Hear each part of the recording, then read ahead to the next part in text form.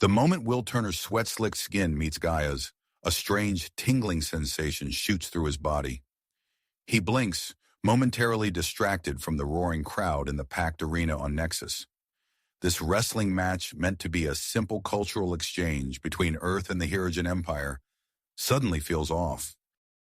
Will shakes his head, refocusing on his alien opponent. Gaia, the Hirogen's top female athlete, locks eyes with him. Her grip tightens, muscles rippling beneath her pale blue skin. The match continues, but with each passing minute, Will's strength ebbs away. Confusion spreads across Will's face as he struggles to maintain his hold. His arms feel like lead, his reaction sluggish. This isn't normal fatigue. Something's wrong. The crowd grows restless. Murmurs of discontent ripple through the human section. Will Turner, Earth's champion wrestler, heavily favored to win, is faltering against the alien female. Gaia, on the other hand, seems to grow stronger. Her movements become faster, more precise. She counters Will's increasingly feeble attempts with ease. Suddenly, Will's legs give out. He collapses to the mat, barely clinging to consciousness. The referee stops the match as medical teams rush to the ring. Chaos erupts in the arena. Human spectators shout accusations of foul play. Hirogen officials demand explanations. The carefully cultivated diplomacy between the two species threatens to unravel in an instant. As medics examine Will, their faces grow grave. His vital signs are dangerously low, body temperature spiking. One of the doctors, a xenobiologist, makes a startling discovery. Gaia's sweat contains a powerful compound, acting as both an aphrodisiac and energy-draining substance when in contact with human skin. Will is rushed to a medical facility, fighting for his life.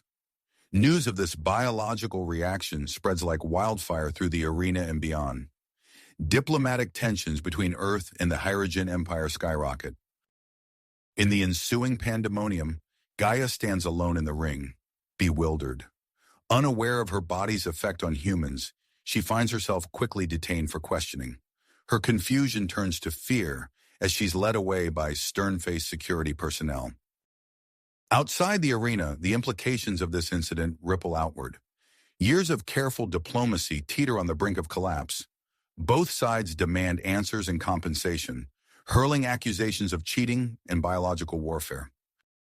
Scientists from both species scramble to understand this unexpected physiological interaction. Meanwhile, Earth's military leaders see potential weapons applications for the Hirogen sweat compound. In their eyes, it's a possible advantage in the ongoing galactic power struggle. As Will battles for survival in the hospital, the uneasy alliance between Earth and the Hirogen Empire faces its greatest test. Forced together by the threat of the resource-hungry Voth Confederacy, both sides now eye each other with renewed suspicion. What was meant to be a symbol of cooperation has instead exposed deep-seated mistrust and biological incompatibilities between humans and Hirogens.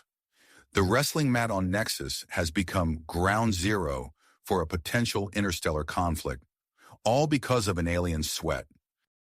As the chaos in the arena subsided, a flurry of activity erupted behind the scenes. Dr. Elena Vasquez, Earth's preeminent xenobiologist, received an urgent summons to Nexus. Within hours, she was aboard a high-speed shuttle, her mind racing with possibilities. Upon arrival, Dr. Vasquez wasted no time.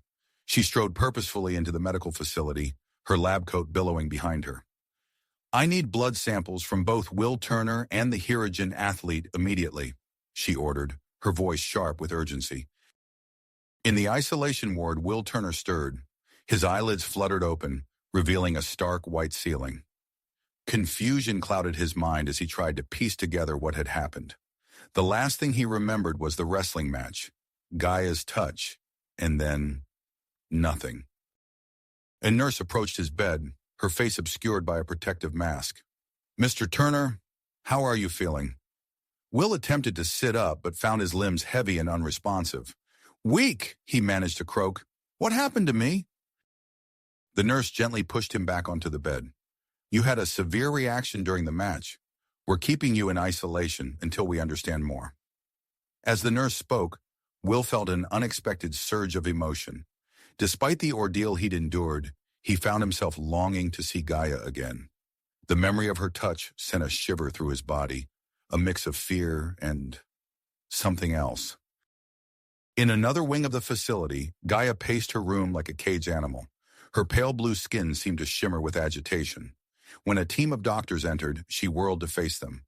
"I demand to know why I'm being held," she exclaimed, her alien features contorted with distress.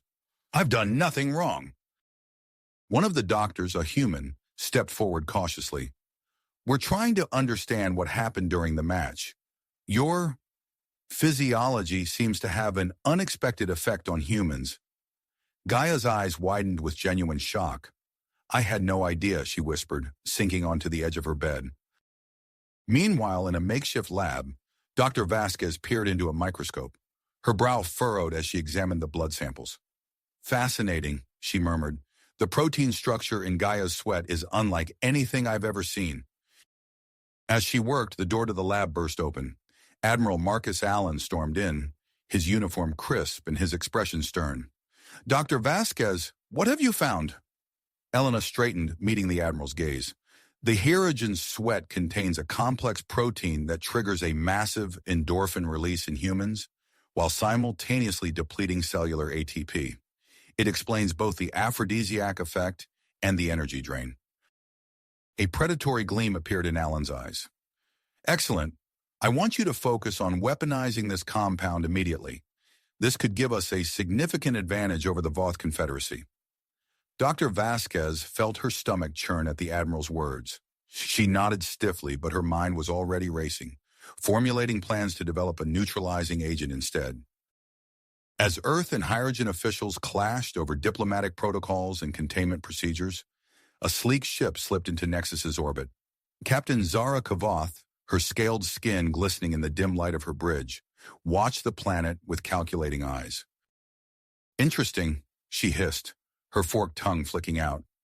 "This little incident might be just what we need to drive a wedge between Earth and the Hierogen Empire." Her clawed fingers danced over a console, initiating a complex infiltration plan. Back in the medical facility, alarms suddenly blared.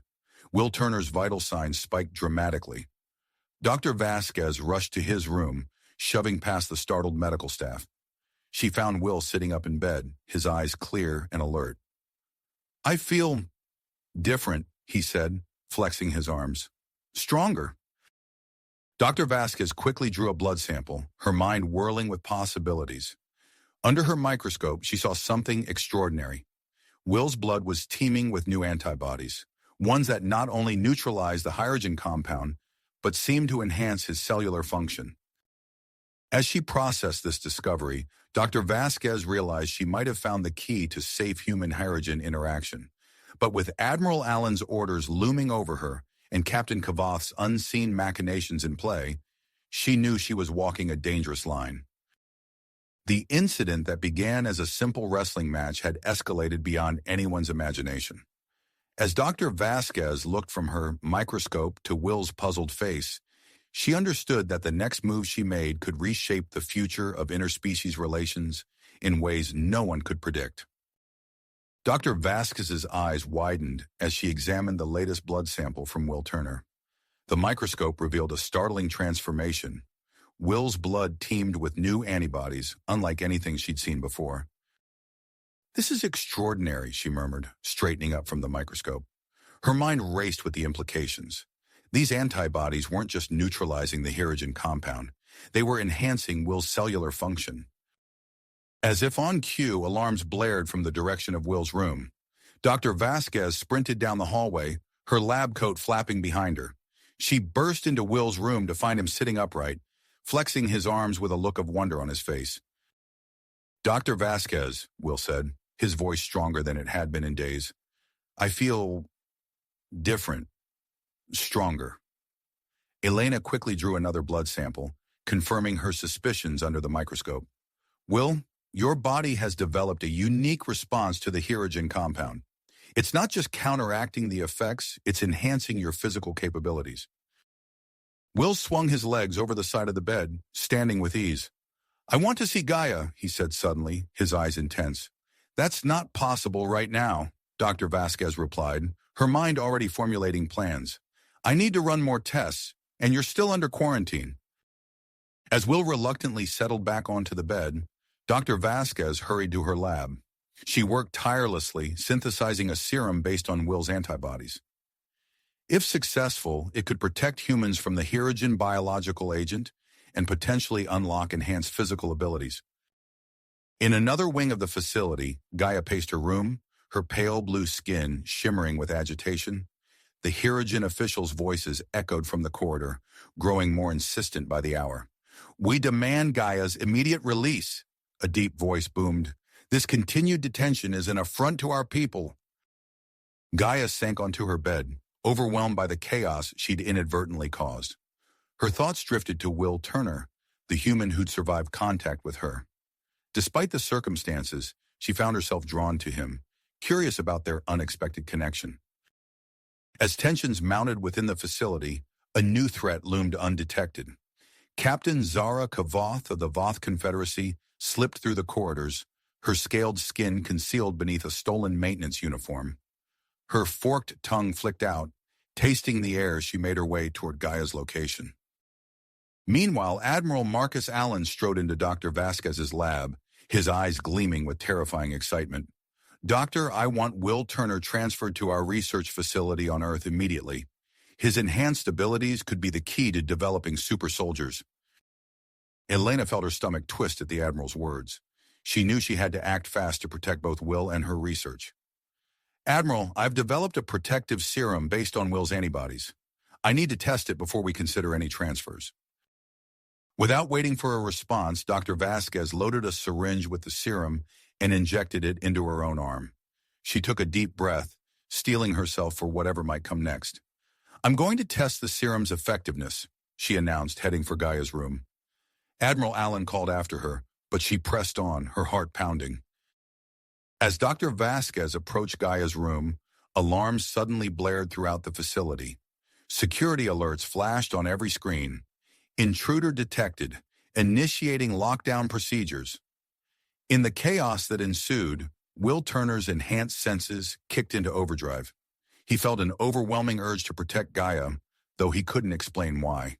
With strength he didn't know he possessed, he broke through his room's reinforced door and sprinted toward Gaia's location. Dr. Vasquez reached Gaia's room first, her newly protected body allowing her to approach the Hirogen without fear. But as she entered, she found herself face-to-face with Captain Kavoth, who had just disabled the room's security measures.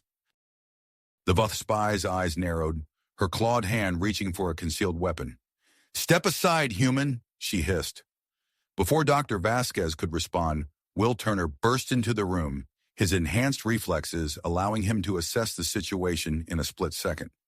He lunged at Captain Kavoth, his movements a blur of speed and precision. The Voth spy, caught off guard by Will's unexpected abilities, barely managed to dodge his first attack. She activated a personal shield, the air shimmering around her as she backed away. "Will, be careful," Dr. Vasquez shouted, positioning herself between Gaia and the combatants. Gaia, overwhelmed by the sudden intrusion and the sight of Will, felt her body react instinctively. Her skin began to secrete an increased amount of the powerful compound, filling the air with a potent, pheromone-like substance. The effect was immediate and intense. Will felt his already enhanced senses sharpen even further, his muscles coiling with newfound strength. Dr. Vasquez, protected by her serum, experienced a surge of physical power, but maintained her mental clarity. Captain Kavoth, however, found herself struggling against the compound's influence. Her movements became sluggish, her thoughts clouding over. What is this?" she snarled, her forked tongue flicking rapidly. Will pressed at his advantage, engaging the Voth spy in close combat. His enhanced speed and strength, further amplified by Gaia's excretions, allowed him to breach Kavoth's personal shield. The two grappled fiercely, crashing into medical equipment and overturning furniture. Dr. Vasquez, her own strength bolstered by the serum and Gaia's compound, moved to assist Will. She grabbed a fallen piece of equipment, wielding it like a weapon as she circled the fray. Gaia watched in horror and fascination as the battle unfolded. Her compound continued to permeate the air, intensifying the already charged atmosphere. the fate of not just those in the room, but potentially the delicate balance between Earth, the Hirogen Empire, and the Voth Confederacy hung in the balance. As Will and Captain Kavoth traded blows, their enhanced strength threatening to tear the room apart, Dr. Vasquez knew she had to find a way to end this quickly.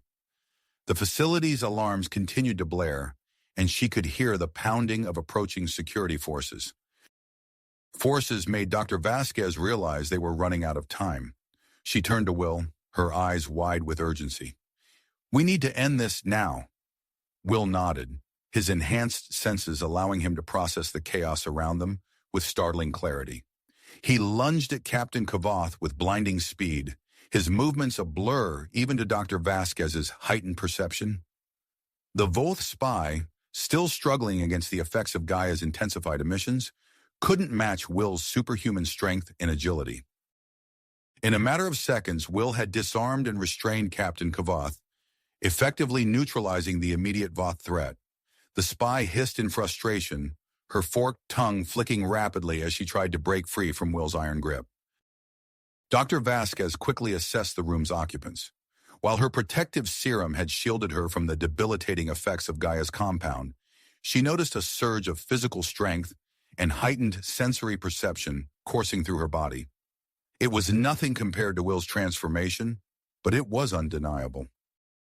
Gaia stood frozen, her pale blue skin shimmering with a mix of fear, confusion, and an inexplicable attraction to Will. Her body continued to react to the stress, releasing even more of the potent compound into the air. The atmosphere in the room grew thick with tension and heightened emotions.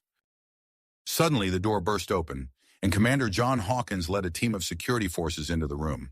They quickly moved to secure Captain Kavoth, preparing to escort her to a high-security holding cell. As they began to leave, alarms blared once again throughout the facility. Commander Hawkins pressed his hand to his earpiece, his expression grim. "A Voth strike team has breached our outer defenses," he announced. "They're heading this way." Dr. Vasquez's mind raced. She knew they needed to act fast. "We need to evacuate," she said, her voice steady despite the chaos around them. As if in response to her words, Admiral Marcus Allen's voice crackled over the facility's communication system.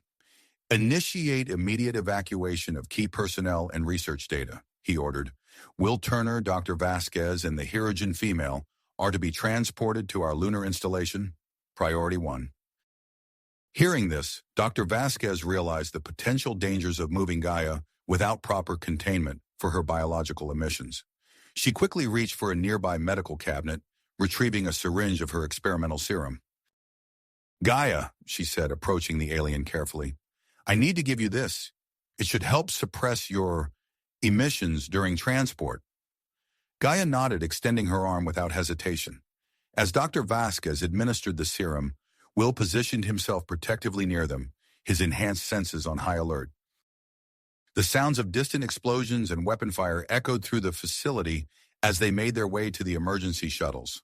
Will took the lead, his heightened abilities allowing him to navigate through the chaos with uncanny precision. He guided Dr. Vasquez and Gaia around pockets of conflict between security forces and the invading Voth strike team. As they reached the shuttle bay, they encountered an unexpected obstacle.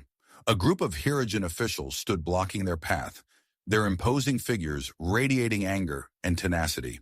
"We demand the return of our citizen," one of the Hirogen growled, taking a step towards Gaia.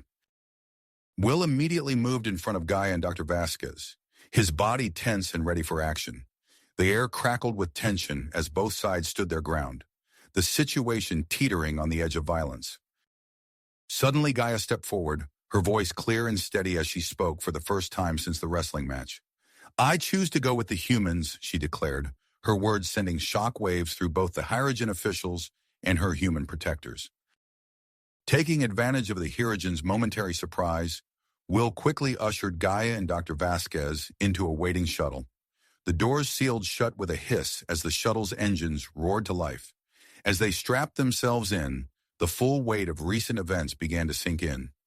Will glanced at Gaia, feeling an inexplicable pull towards her, despite the chaos surrounding them. Dr. Vasquez busied herself with the shuttle's controls, her mind already racing with the implications of their hasty departure. The shuttle blasted off from the Nexus planet, narrowly evading pursuit from both Voth and Hirogen ships. As they accelerated towards Earth's moon, the close quarters of the shuttle intensified the lingering effects of Gaia's biological emissions. Despite Dr. Vasquez's serum, trace amounts of the compound filled the small space, creating an atmosphere charged with unspoken tension and attraction. Will gripped the edges of his seat, his enhanced senses making him acutely aware of every subtle movement and sound within the shuttle. He could hear Gaia's quickened heartbeat, smell the faint, intoxicating scent of her skin. It took every ounce of his newfound self-control to remain focused on their safety. Dr. Vasquez monitored both Will and Gaia closely, her scientific mind cataloging every observation despite the stress of their situation. She noticed the way Will's muscles tensed whenever Gaia moved, the way Gaia's eyes seemed to track Will's every movement. Gaia sat in silence, her gaze fixed on Will. Her mind whirled with conflicting emotions. Fear of the unknown future that awaited her, confusion over her body's reactions, and an undeniable fascination with the human who had survived contact with her.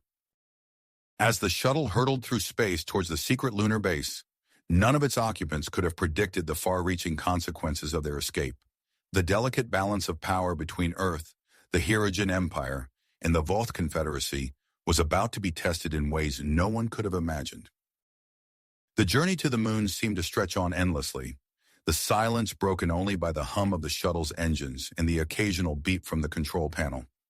Dr. Vasquez kept a watchful eye on their trajectory, making minor course corrections to avoid detection.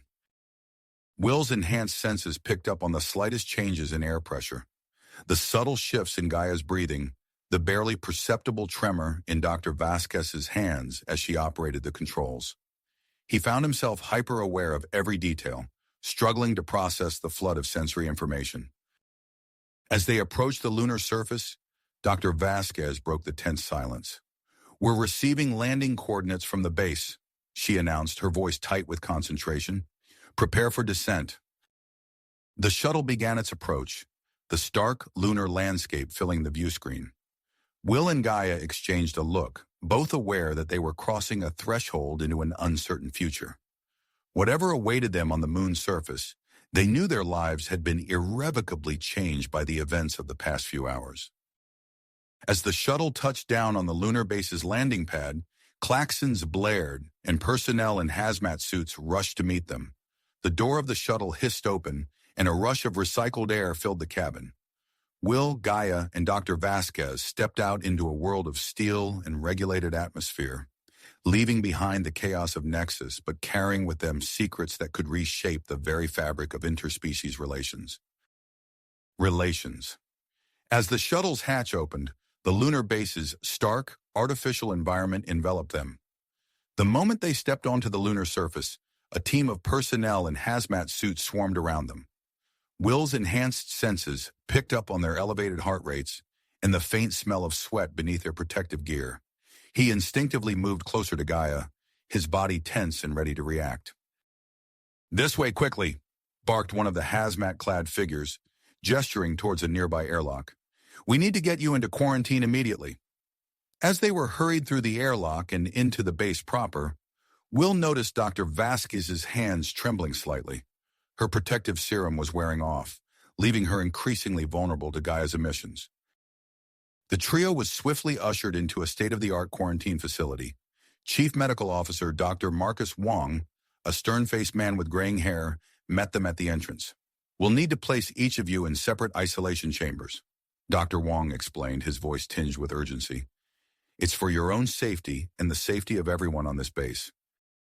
Will opened his mouth to protest, but Dr. Vasquez cut him off with a sharp look. "It's necessary, Will," she said, her voice strained. "We don't fully understand what's happening to any of us right now." As they were led to their respective chambers, Will's enhanced hearing picked up on hushed conversations among the medical staff. Words like unprecedented, potentially dangerous, and security risk floated through the air, setting his nerves on edge. Once sealed in his isolation chamber, Will felt a wave of claustrophobia wash over him. The stark white walls seemed to close in, and the constant hum of medical equipment grated on his heightened senses. He paced restlessly, his muscles coiled with terrifying energy. In her own chamber, Gaia sat motionless, her pale blue skin glistening with a fine sheen of sweat. Her body trembled slightly as waves of sensation washed over her. Something was changing within her, a dormant part of her biology awakening in response to the stress in the proximity to Will. Dr. Vasquez, now fully exposed to the effects of Gaia's compound, struggled to maintain her composure in her isolation chamber. Her skin felt hypersensitive, every breath sending tingles through her body. She forced herself to focus, knowing she needed to develop a stronger version of her protective serum. Outside the isolation chambers, the lunar base buzzed with activity. Commander Sarah Blackwood, a tall woman with a no-nonsense demeanor, strode into the quarantine wing's control room. "Status report," she demanded, her eyes scanning the various monitors displaying vital signs and atmospheric readings. One of the technicians looked up, his face pale. "Commander, the air filtration systems are struggling to contain the compound produced by the Herigen female. It's unlike anything we've seen before." Commander Blackwood's face hardened. "Initiate full lockdown of the quarantine wing. No one goes in or out without my direct authorization." As alarms blared throughout the facility, signaling the lockdown, a shuttle docked in the base's main hangar. Admiral Marcus Allen stepped out, flanked by a team of scientists and military personnel. "Brief me," he ordered as he made his way towards the quarantine wing. Dr. Wong fell into step beside him, rattling off a series of observations and concerns. The human male, Turner, is exhibiting continued physiological changes. His strength and sensory capabilities are off the charts. The Herigen female's biological emissions have intensified, and we're struggling to contain them. Dr. Vasquez is working on a more potent version of her protective serum, but..." The Admiral held up a hand, silencing him as they reached the observation room overlooking the isolation chambers. His eyes narrowed as he watched Will pace in his chamber, movements unnaturally fast and fluid. "I want to know everything about Turner's enhanced abilities," Admiral Allen said, his voice low and intense. "And I want to know how we can replicate them." Dr. Vasquez, overhearing this through the chamber's communication system, felt a chill run down her spine. She redoubled her efforts on the serum, knowing she needed to stabilize the situation before things spiraled out of control. In his chamber, Will suddenly froze. A new scent had reached him, cutting through the sterile air of the isolation unit. It was Gaia's scent, but different, more potent, more alluring. His pupils dilated and his heart rate spiked. Gaia, in her own chamber, arched her back as a wave of sensation washed over her. The binding had begun, her body producing pheromones specifically attuned to Will's enhanced physiology. Alarms blared as the base's sensors detected the spike in biological activity. Commander Blackwood's voice crackled over the intercom. "All personnel, be advised. We have a code red situation in the quarantine wing. Prepare for potential containment breach." Will's muscles tensed, his entire being focused on reaching Gaia. With a sudden burst of strength, he smacked his palm against the chamber's wall, leaving a sizable dent in the reinforced material. As chaos erupted in the quarantine wing, a technician in the communications center frowned at his console. "Sir," he called out to his superior, "we're picking up an encrypted transmission. Origin unknown, but it's in some kind of Herigen dialect." The senior communications officer leaned in, his eyes widening as he scanned the partially decrypted message. "Get this to Admiral Allen immediately," he ordered, "and someone find me a Herigen language specialist, now." In the observation room, Admiral Allen watched the unfolding scene with a mixture of fascination and concern. The potential military applications of Will's abilities and Gaia's biology were tantalizing, but the situation was rapidly spinning out of control. As Will prepared to break out of his isolation chamber, drawn inexorably towards Gaia, the lunar base teetered on the brink of a crisis that could reshape the future of human-alien relations. As alarms blared throughout the lunar base, Will's enhanced senses kicked into overdrive. The cacophony of sirens and urgent voices faded into background noise as he focused on a singular goal: reaching Gaia. With fluid, lightning-fast movements, Will broke free from his isolation chamber. The reinforced material, designed to withstand extreme forces, crumpled under his newfound strength without difficulty. He emerged into the corridor, his heightened awareness allowing him to process the chaotic scene in an instant. Security personnel flooded the area, their weapons trained on Will. Commander Sarah Blackwood's voice rang out over the din. "Turner, stand down immediately." Will's body moved with preternatural grace, dodging stun blasts and evading grasping hands. He vaulted over a group of guards, his leap carrying him impossibly far down the corridor. Biometric scanners and security doors offered no resistance as he tore through them, leaving a trail of sparking circuitry in his wake. In her laboratory, Dr. Elena Vasquez worked with frantic intensity. Her fingers flew over holographic displays, adjusting molecular structures and running simulations at a dizzying pace. Sweat beaded on her brow as she neared completion of her enhanced serum. "This has to work," she muttered, her voice tight with tension. The base shook with another tremor, nearly toppling a rack of delicate equipment. Elena steadied it, her mind racing. She knew the risks of testing an untried formula on herself, but time was running out. With a steadying breath, she loaded the serum into an auto-injector. "For science," she whispered, pressing the device to her neck. A sharp hiss, a moment of burning sensation, and it was done. Elena waited, her body tense, monitoring herself for any adverse reactions. Meanwhile, Will had reached Gaia's chamber. As he burst through the final set of doors, he froze, transfixed by the sight before him. Gaia floated in the center of the room, her body suspended in a cocoon of pulsating bioluminescent energy. The air crackled with an otherworldly charge, thick with pheromones that made Will's enhanced senses real. Their eyes met, and in that instant, an arc of energy leapt between them. Will gasped as he felt it course through his body, igniting every cell with an intense, almost painful sensation. He staggered forward, drawn inexorably toward Gaia. As they touched, the world around them seemed to fade away. The energy cocoon enveloped them both, their bodies lifting off the ground. Will felt his very DNA shifting, rewriting itself in harmony with Gaia's alien biology. Through the haze of sensation, he glimpsed flashes of shared consciousness. Alien worlds, ancient rituals, the vast expanse of space. Dr. Vasquez burst into the room, her new serum coursing through her veins. She staggered under the onslaught of pheromones but remained clear-headed enough to operate her medical scanner. Her eyes widened as she took in the readings. "Incredible," she breathed, watching as Will and Gaia's physiologies merged and stabilized. The process reached its climax in a blinding flash of bioluminescent energy that overloaded her scanner and plunged the room into darkness. As emergency lighting flickered to life, Elena approached the now unconscious forms of Will and Gaia. Her scanner, rebooting, began to pick up their vital signs. What she saw made her breath catch in her throat. Their DNA. "It's unlike anything I've ever seen," she murmured, scrolling through the data. "A perfect fusion of human and hydrogen genetics, stable and self-sustaining." In the command center, Admiral Marcus Allen watched the scene unfold on multiple screens. His face remained impassive, but his mind raced with the potential implications of this unprecedented event. A subordinate approached, interrupting his thoughts. "Sir, we've just received word. A Hirogen diplomatic vessel has entered the system.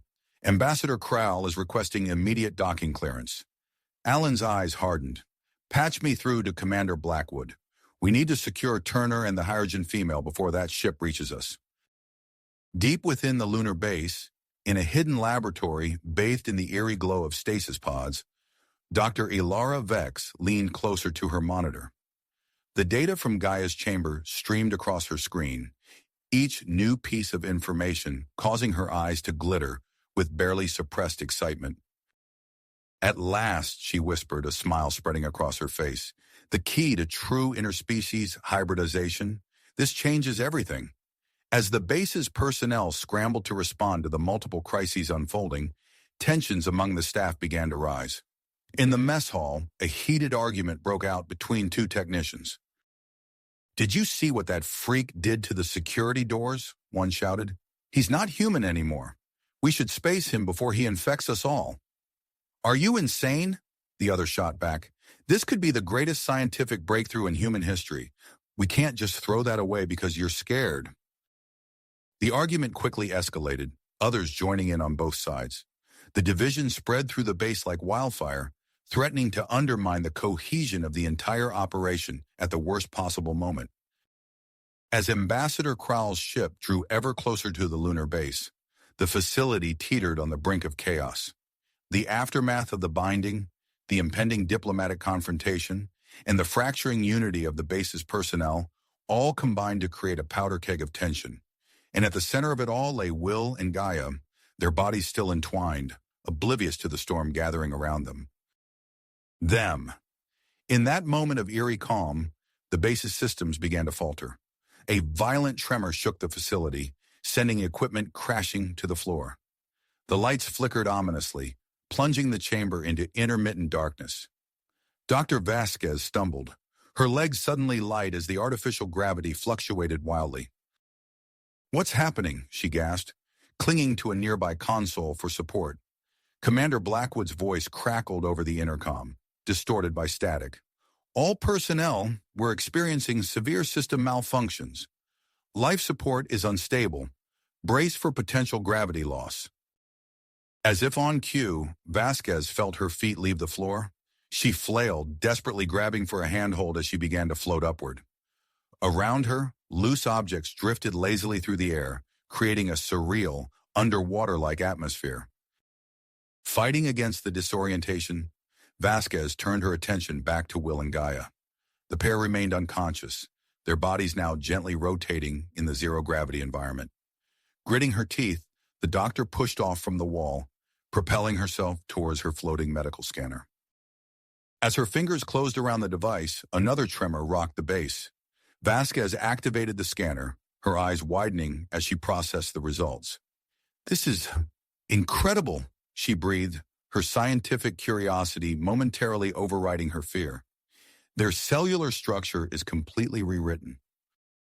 The scanner's display showed Will's body had undergone radical changes. His muscles were denser, his bones reinforced with an unknown alloy-like substance.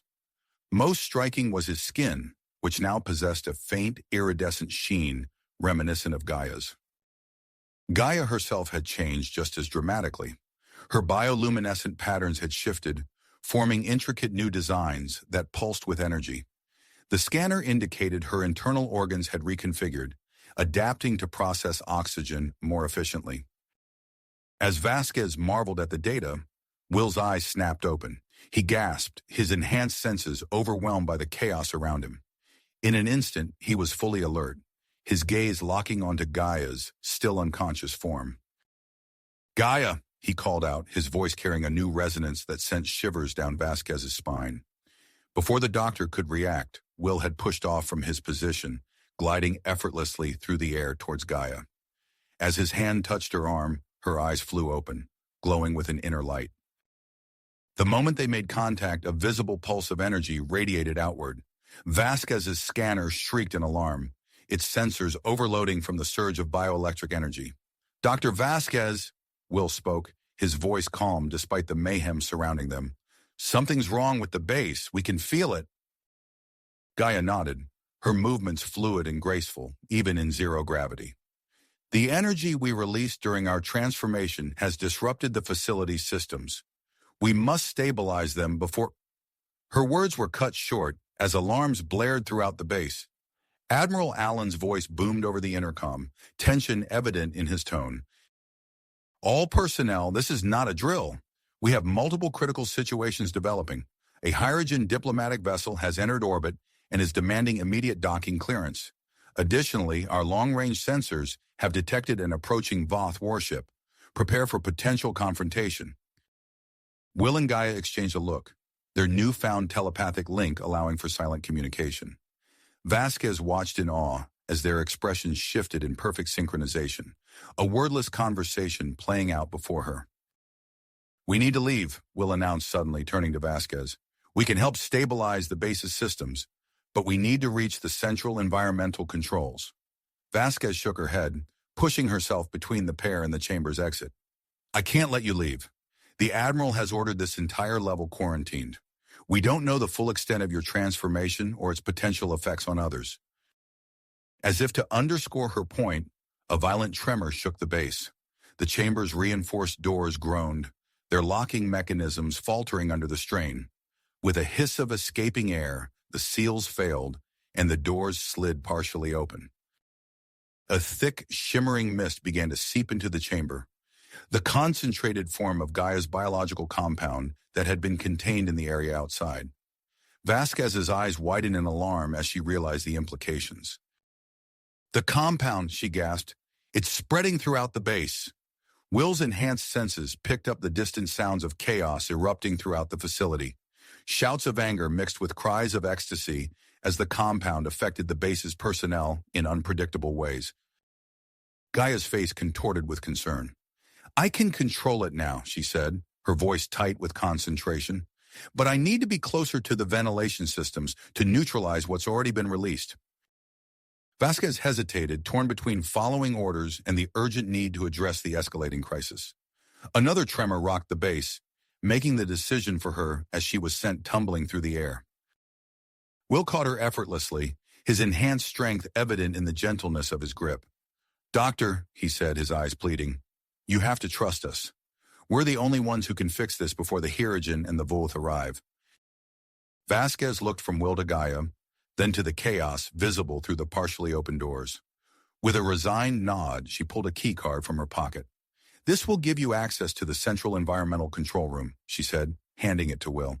But be careful. The compound's effects on the crew, it's turning the base into a powder keg. Will nodded grimly, taking the key card. He and Gaia moved towards the exit, their movements perfectly in sync. As they prepared to venture into the turmoil beyond, Vasquez called out to them. Wait, take this, she said, tossing her medical scanner to Gaia. It's still recording data on your physiological changes. Whatever happens out there, we need to understand what you've become. Gaia caught the device deftly, offering a solemn nod of thanks. With a final shared glance, she and Will pushed off into the chaotic corridor beyond, leaving Vasquez alone in the chamber. As the hybrid pair disappeared from view, Vasquez turned back to her workstation, commitment etched on her face. She had work to do, a neural dampening field to develop, and quickly. Because if Will and Gaia couldn't bring the base under control soon, the impending arrival of the Hirogen and Voth could turn this scientific crisis into an interstellar catastrophe. Catastrophe. Vasquez turned her attention to her workstation, grit etched on her face. As she began developing the neural dampening field, a violent tremor shook the base, nearly knocking her off her feet. In the corridor outside, Will and Gaia moved with supernatural grace through the chaos. Debris floated past them in the fluctuating gravity field, and disoriented personnel stumbled through the hallways. Will's enhanced senses picked up the sounds of confusion and panic echoing through the base. This way, he said, guiding Gaia toward the central environmental control system. His newfound strength allowed him to easily push aside a fallen storage locker blocking their path. Gaia's bioluminescent patterns pulsed with concern. I can sense the compound spreading, she said, her voice tight with concentration. We must hurry. As they rounded a corner, they encountered a squad of biohazard units, their helmets gleaming in the emergency lighting. The lead officer raised his hand, ordering them to halt. Stop right there, he shouted, his voice muffled by his protective gear. By order of Admiral Allen, you are to be detained immediately. Will's body tensed, his muscles coiling with newfound power. In a blur of motion, he closed the distance between himself and the squad. The first officer barely had time to react before Will disarmed him, the weapon clattering to the floor. The other members of the squad moved to engage, but Will's enhanced reflexes allowed him to dodge their attacks with ease. He weaved between them, using precise strikes to incapacitate rather than harm. Gaia, seeing an opportunity to end the confrontation quickly, released a controlled burst of her compound. The shimmering mist enveloped the remaining security personnel, their movements becoming sluggish and uncoordinated. We don't want to fight, Will said, his voice carrying a new resonance that seemed to penetrate the officers' hazmat suits. We're trying to help. The squad leader, struggling against the effects of Gaia's compound, managed to activate his comm unit. Control, this is Biohazard Team Alpha. Subjects have escaped containment and are heading towards environmental control. We need backup. His transmission was cut short as another tremor rocked the base, causing the lights to flicker ominously. Will and Gaia exchanged a look, their telepathic link conveying volumes of information in an instant. Without a word, they continued their journey towards the Environmental Control Center. As they navigated the chaotic corridors, they passed scenes of mounting disorder. In one chamber, a group of technicians floated helplessly in zero gravity, their tools drifting around them. In another, two researchers engaged in a heated argument, their faces flushed with unnatural aggression, a side effect of exposure to Gaia's compound. Suddenly, Will's enhanced hearing picked up the sound of approaching footsteps. He pulled Gaia into a recessed doorway just as a team of covert operatives rushed past, their equipment marking them as part of a specialized research unit. Dr. Vex's team, Gaia whispered, recognizing the insignia on their uniforms. They're after us. Will nodded grimly. We need to be careful. There's no telling what they'll do to get what they want. As they neared the Environmental Control Center, the base's system seemed to deteriorate further. The artificial gravity fluctuated wildly, causing Will and Gaia to alternate between weightlessness and crushing pressure. Through a nearby viewport, they caught a glimpse of the lunar surface. A sleek alien vessel was visible, its design unmistakably Hirogen. Ambassador Kral, Gaia said, her eyes widening. If he's here, the situation is even more volatile than we thought. Before Will could respond, a new alarm blared through the base. A computerized voice echoed through the corridors. Warning, unidentified vessel approaching. Defense systems compromised. All personnel report to emergency stations. The distant sound of shouting drew their attention. Around the corner, they saw a group of human security officers escorting a delegation of Hirogen. The towering aliens dwarfed their human counterparts, their distinctive markings visible even in the dim emergency lighting. At the head of the group stood Ambassador Kral, his posture radiating authority and awe-inspiring anger. I demand to speak with your leader immediately, he growled, his voice carrying even over the cacophony of alarms. The human security team, clearly affected by the airborne compound, struggled to maintain their composure. The lead officer swayed slightly, his eyes unfocused as he attempted to respond to the ambassador's demands. Will and Gaia ducked back into cover, their minds racing as they assessed the situation. The base was descending into chaos, with multiple factions converging on their location. They needed to reach the environmental controls quickly, but the path ahead was fraught with danger. As they prepared to make their final push towards their goal, a new voice called out behind them. Will, Gaia, wait! They turned to see Dr. Elena Vasquez sprinting towards them, a device clutched in her hand. Her face was flushed with exertion, and her lab coat was torn and stained. I've developed a prototype neural dampening field, she gasped, holding up the device.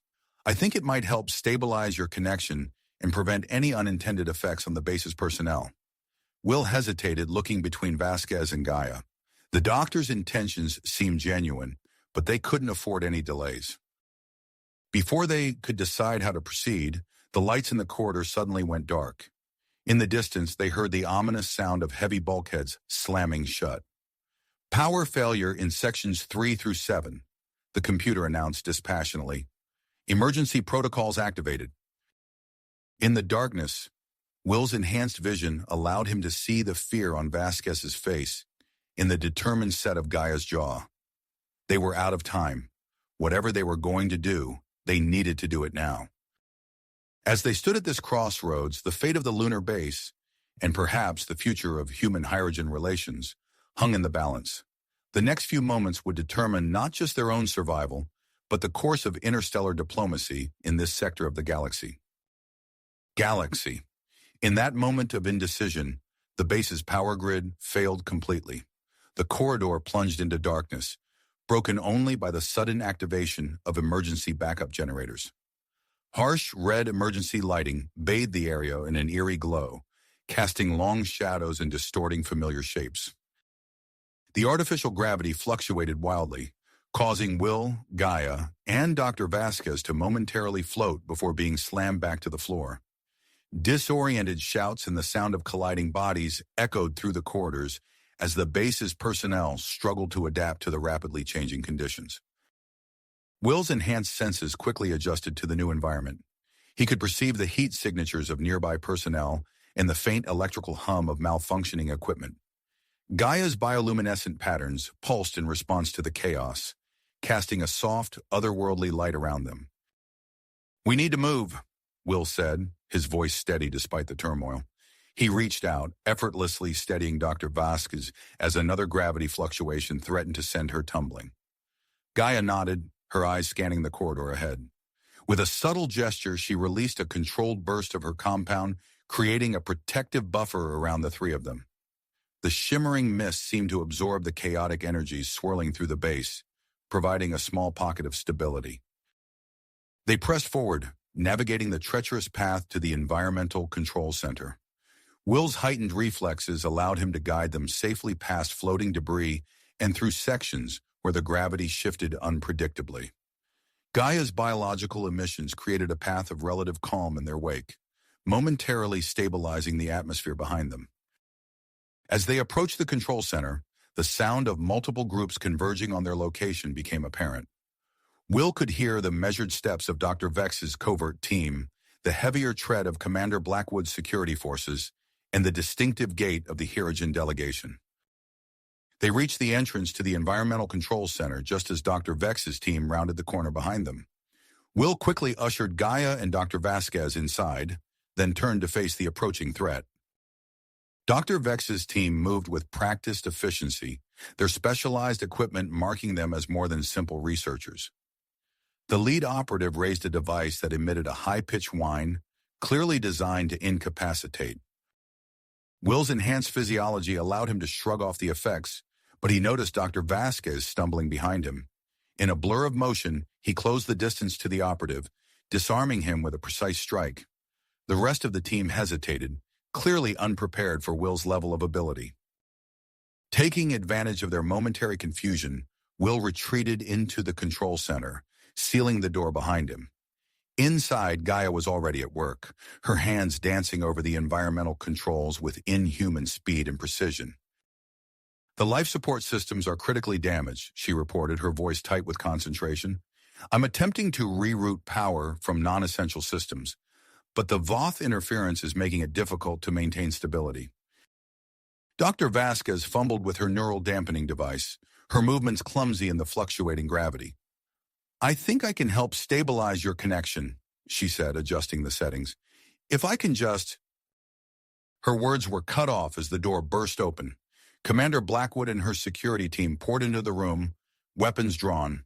Behind them loomed the imposing figures of Ambassador Crowell and his Hirogen delegation. "Step away from the controls," Blackwood ordered, her voice strained but authoritative. Before anyone could react, Dr. Vasquez activated her device. A pulse of energy swept through the room, temporarily disrupting the telepathic bond between Will and Gaia. The hybrid couple staggered, momentarily disoriented by the sudden silence in their minds.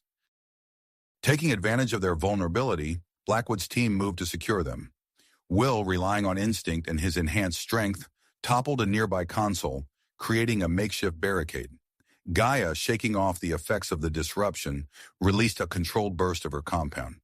The security team faltered, their movements becoming uncoordinated as they struggled against the biological agent. Ambassador Crowell stepped forward, his massive frame dominating the room. "Enough!" he bellowed, his voice cutting through the chaos. "These hybrids are too valuable to be treated as common fugitives. I demand they be turned over to Hirogen custody immediately." Commander Blackwood hesitated, clearly torn between her orders and the potential diplomatic fallout. The moment of indecision was shattered by a violent tremor that shook the entire base. Alarms blared as a computerized voice announced, "Warning, hull breach detected, emergency protocols activated." Through the viewport, they could see a precision beam from the Voth warship striking the lunar surface. The base shuddered again as emergency bulkheads slammed shut, isolating sections of the facility. In the control center, chaos reigned. The conflicting factions, human security, Hirogen delegates, and the covert research team all vied for control of the situation. Amidst the confusion, Will and Gaia's eyes met. In that instant, their telepathic bond snapped back into place, stronger than ever. Acting on a shared instinct, they moved in perfect synchronization. Will channeled his enhanced physical attributes into Gaia, while she focused her biological control. A unique energy field began to form around them, spreading to encompass the room. The atmosphere stabilized, counteracting the effects of the decompression. Ambassador Krall's eyes widened as he witnessed the display of power. "Remarkable," he murmured, his tactical mind already assessing the potential applications. He turned to Commander Blackwood, his demeanor shifting from anger to calculated interest. "Perhaps we can come to an arrangement that benefits us all." As the factions in the room began to realize the gravity of their shared predicament, alarms continued to blare. The Voth warship loomed menacingly beyond the viewport, its weapons charging for another devastating strike. Will and Gaia, their abilities pushed to the limit, knew that their actions in the next few moments would determine not just their own fate, but that of everyone on the lunar base. The moment of unity was shattered as another violent tremor rocked the facility. More powerful than any before, alarms blared with renewed urgency. "Warning! Critical structural damage detected.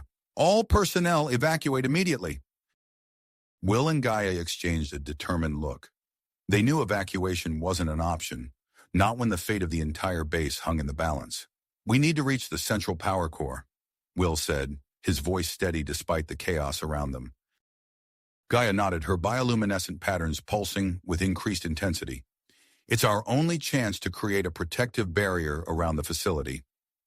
Ambassador Krall, his tactical mind quickly assessing the situation, turned to Commander Blackwood.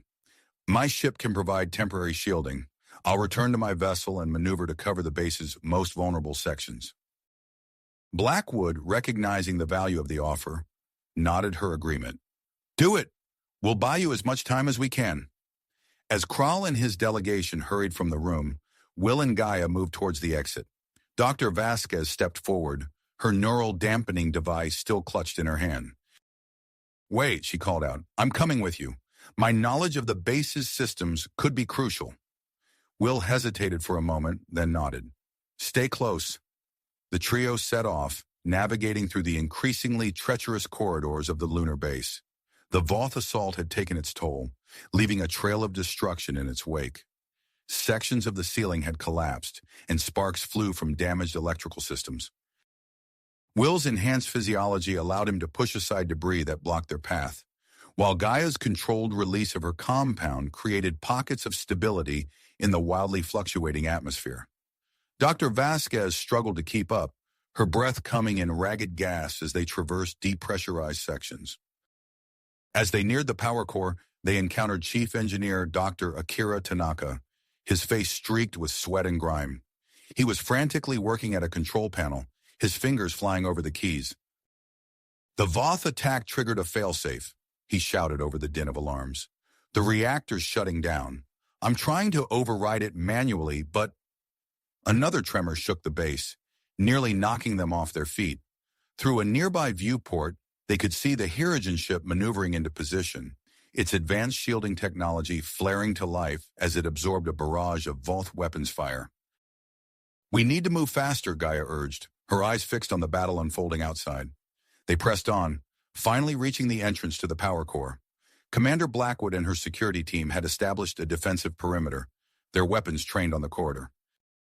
"We've got experimental anti-phase weapons," Blackwood informed them as they approached. "If the Voth try to phase shift their way in here, they're in for a nasty surprise." Will nodded his appreciation, then turned to Dr. Vasquez. "What do we need to do?" The scientist was already moving towards a bank of controls, her earlier hesitation replaced by focused tenacity. "We need to create an interface between your hybrid biology and the base's mainframe.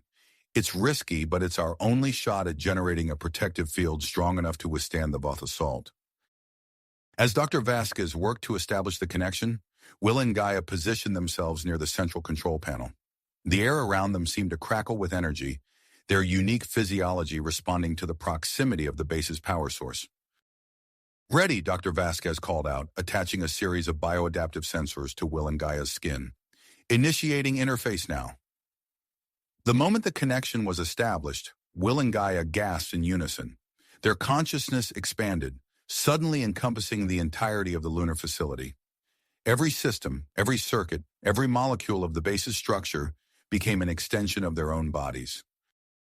Through their shared perception, they could sense the damage the Voth attack had inflicted. Structural integrity fields were failing, life support systems were on the verge of collapse, and the reactor's containment field was dangerously close to breaking down. Acting on instinct, Will and Gaia began to channel their abilities through the interface. They rerouted power, shunting energy from non-critical systems to reinforce the base's defenses. The strain was immense, causing visible discomfort as their bodies began to change, taking on a metallic sheen. Outside, a shimmering energy field began to coalesce around the lunar facility. The Voth weapon's fire, which had been tearing through the base's hull, now dissipated harmlessly against the newly formed barrier. Dr. Vasquez watched in awe, her scientific mind racing to comprehend the phenomenon unfolding before her. "It's working," she breathed, her eyes fixed on the readout streaming across her monitors. "They're actually creating a protective field around the entire base." In the command center, Admiral Marcus Allen stared at the tactical displays in disbelief. Emergency warnings were fading, replaced by reports of strengthening structural integrity and recovering life support functions. "Status report from the power core team," he barked into his communicator. "What's happening down there?" As the protective field solidified, the Voth warship intensified its assault. It concentrated all its firepower on a single point, attempting to overwhelm the barrier through sheer force. The strain on Will and Gaia increased exponentially. Their bodies began to blur at the edges, the line between flesh and machine becoming increasingly indistinct. Dr. Vasquez's expression shifted from awe to alarm as she monitored their vital signs. "Their physiology is changing rapidly," she reported, her voice tight with concern. "If this continues unchecked, they could lose their individual identities entirely. They're becoming one with the base's systems." Commander Blackwood, overhearing the doctor's words, turned to face the hybrid couple. The security officer's face was a mask of conflicting emotions: awe at their sacrifice, fear for their safety, and the relentless drive of someone prepared to make hard choices. "How long can they maintain the field?" she asked, her hand unconsciously tightening on her weapon. Dr. Vasquez shook her head, her eyes never leaving the monitors. "I don't know. Minutes? Hours? We're in uncharted territory here." As the Voth assault reached a fever pitch, Will and Gaia's forms became increasingly abstract. Their bodies pulsed with energy, their features blurring as they channeled more and more power into the protective field. The fate of the lunar base, and perhaps the future of human-alien relations, now rested on the shoulders of two beings caught between humanity and something entirely new. As the battle raged on, the question remained: how long could Will and Gaia maintain their tenuous connection to their own identities in the face of such overwhelming power? Power. As the connection between Will, Gaia, and the lunar base's systems deepened, their physical transformation accelerated at an alarming rate. Their skin took on a metallic sheen, reflecting the harsh artificial light of the power core. Pulses of energy rippled across their bodies, creating a soft, pulsating glow that bathed the room in an otherworldly radiance. Dr. Elena Vasquez's eyes darted between the hybrid couple and her monitoring equipment, her face etched with growing concern. The readouts on her screens told a worrying tale. Will and Gaia's vital signs were becoming increasingly erratic, their brainwave patterns shifting into unfamiliar configurations. "We're approaching a critical threshold," Dr. Vasquez announced, her voice tight with urgency. "If we don't disconnect them soon, their individual consciousnesses may permanently merge with the base's artificial intelligence." Commander Blackwood stepped closer, her brow furrowed. "What are our options, Doctor?" Dr. Vasquez's fingers flew over her console as she initiated an emergency disconnection protocol. "I'm preparing a specialized containment chamber. It's designed to safely house them once we separate them from the base's systems." As Dr. Vasquez's team rushed to prepare the chamber, a violent tremor shook the facility. Through the viewport, they watched as the Voth warship changed tactics. A swarm of small, agile attack drones erupted from the massive vessel, each no larger than a human fist. Admiral Marcus Allen's voice crackled over the comm system. All personnel be advised. Voth infiltrator drones have breached our outer defenses. Security teams, deploy with EMP weapons and neutralize the threat. In the power core, the strain on Will and Gaia intensified. Their forms began to blur at the edges, the boundary between flesh and machine becoming increasingly indistinct. Through their shared perception, they sensed the invading drones slipping through microscopic gaps in the protective field. Dr. Akira Tanaka, his face slick with sweat, called out from his position at the reactor controls. Energy spike detected. The interface is creating a feedback loop. We need to disconnect them now, or we risk a catastrophic overload. As if in response to Tanaka's warning, arcs of energy began to dance across the surface of nearby consoles. The air crackled with static electricity, raising the hair on the arms of everyone in the room. Ambassador Crowell, who had been observing the unfolding crisis with keen interest, stepped forward. I'm contacting my ship, he announced, his deep voice cutting through the chaos. I'm requesting the immediate deployment of our xenobiology specialists. They may be our best hope for safely separating your hybrids from the base's systems. Dr. Alara Vex approached Dr. Vasquez, her eyes alight with a mix of fear and excitement. I have a proposal, she said, holding up a vial containing the DNA samples she had collected earlier. We could create a temporary biological interface using these samples. It could act as a buffer, allowing for a gradual disconnection process. Dr. Vasquez hesitated for a moment, weighing the risks against their dwindling options. Finally, she nodded. Do it. We don't have time for anything else. As Vex and Vasquez began their work, Commander Blackwood organized her security team into a defensive formation around the power core. They activated portable shield generators, creating a shimmering barrier of energy to protect the scientists and medical personnel. The base shuddered again as more Voth drones breached the outer layers of the protective field. Alarms blared, warning of multiple hull breaches and systems failures across the facility. Lieutenant Commander Jack Harper's voice came over the comm system, strained but determined. I'm reconfiguring the communication array to emit an electromagnetic pulse. It should disable the drones, but it'll knock out some of our systems too. Brace for impact. Moments later, a wave of invisible energy swept through the base. The invading drones dropped from the air, their circuitry fried. But the pulse also plunged several sections of the facility into darkness, leaving only emergency lighting to illuminate the chaos. In the power core, Dr. Vasquez and Dr. Vex worked feverishly to integrate their hastily created biological interface into the connection between Will, Gaia, and the base's systems. The hybrid couple's bodies fluctuated wildly, shifting between solid matter and pure energy. Initiating disconnection sequence, Dr. Vasquez announced, her fingers dancing across her console. Stand by for emergency extraction. As the biological interface engaged, Will and Gaia's shared consciousness began to fragment. Glimpses of individual memories and sensations flashed through their minds.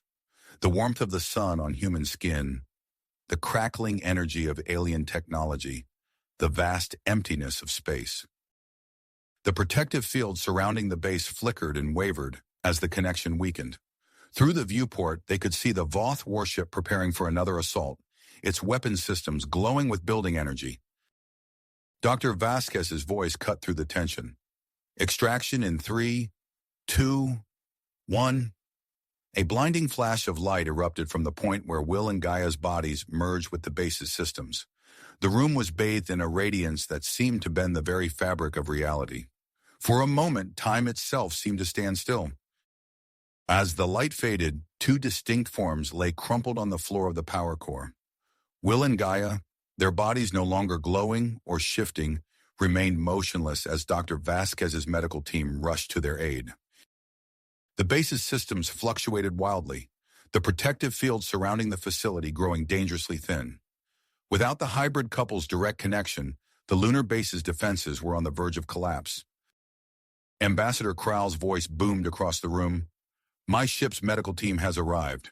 We must act quickly if we are to save your hybrids and this base. As the Hirogen medical specialists entered the power core, their advanced equipment humming with alien energy, the fate of Will and Gaia hung in the balance. The consequences of their profound connection to the lunar facility's technology remained unknown, and the Voth threat loomed ever larger on the horizon.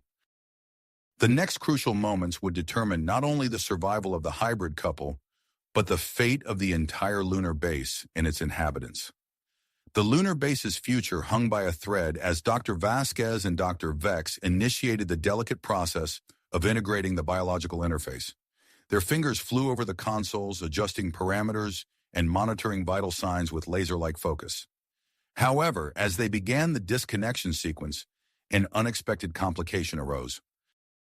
Will and Gaia's bodies convulsed violently, their unique physiology resisting the separation. Arcs of bioelectric energy crackled across their skin, creating a dazzling light show that illuminated the power core in eerie, pulsating hues. Something's wrong, Dr. Vasquez shouted, her eyes wide with alarm. Their bodies are rejecting the interface. The surge of power from Will and Gaia's resistant forms triggered a feedback loop in the base's systems. Consoles sparked and sputtered, and the lights flickered ominously. A cacophony of alarms filled the air as cascading failures spread throughout the facility. Commander Blackwood's comm unit crackled to life, Admiral Marcus Allen's voice cutting through the chaos. Blackwood, the protective field is destabilizing. We've got multiple breaches. As if on cue, the viewport lit up with a barrage of energy weapons from the Voth warship. Each impact sent tremors through the base, further weakening its failing defenses. New contacts, Lieutenant Commander Harper's voice rang out over the comm system. We've got another wave of drones incoming. They're different. Our previous countermeasures aren't working. Commander Blackwood gritted her teeth, assessing the situation. Security teams, form up. We need to repel these drones before they overrun us. As Blackwood's team moved out, Admiral Allen's voice came through again, his tone grave. All personnel, this is the Admiral. I'm activating the last resort defense system. Prepare for a base-wide EMP in 5 minutes. I repeat, EMP activation in 5 minutes. Dr. Vasquez's head snapped up, her face pale. An EMP? That'll fry everything, including our equipment. We'll lose all progress in disconnecting Will and Gaia. In the reactor control room, Dr. Akira Tanaka worked feverishly to stabilize the increasingly unstable power core. Sweat poured down his face as he manually vented excess energy, the dangerous levels of radiation making his skin tingle ominously. Reactor temperature critical, he shouted into his comm unit. I'm implementing emergency cooling protocols, but I don't know how long I can keep this up. Ambassador Kral observed the unfolding chaos, his stoic demeanor cracking under the weight of the crisis. With a deep breath, he activated his personal communication device. This is Ambassador Kral to Hirogen High Command. We require immediate reinforcements at the human lunar base. The situation is critical. As the base shuddered under the Voth assault, Will and Gaia's forms began to flicker in and out of physical existence. Their consciousness, now deeply entwined with the base's AI, expanded beyond the confines of their bodies. In this moment of transcendence, they perceived a startling truth, the Voth's desperate search for a new homeworld, driven by a catastrophe in their own star system. The revelation sent shockwaves through their shared consciousness. They grappled with the moral implications even as they struggled to maintain the base's crumbling defenses. Dr. Vasquez, her mind racing, turned to her team. Conventional methods aren't working. We need to think outside the box.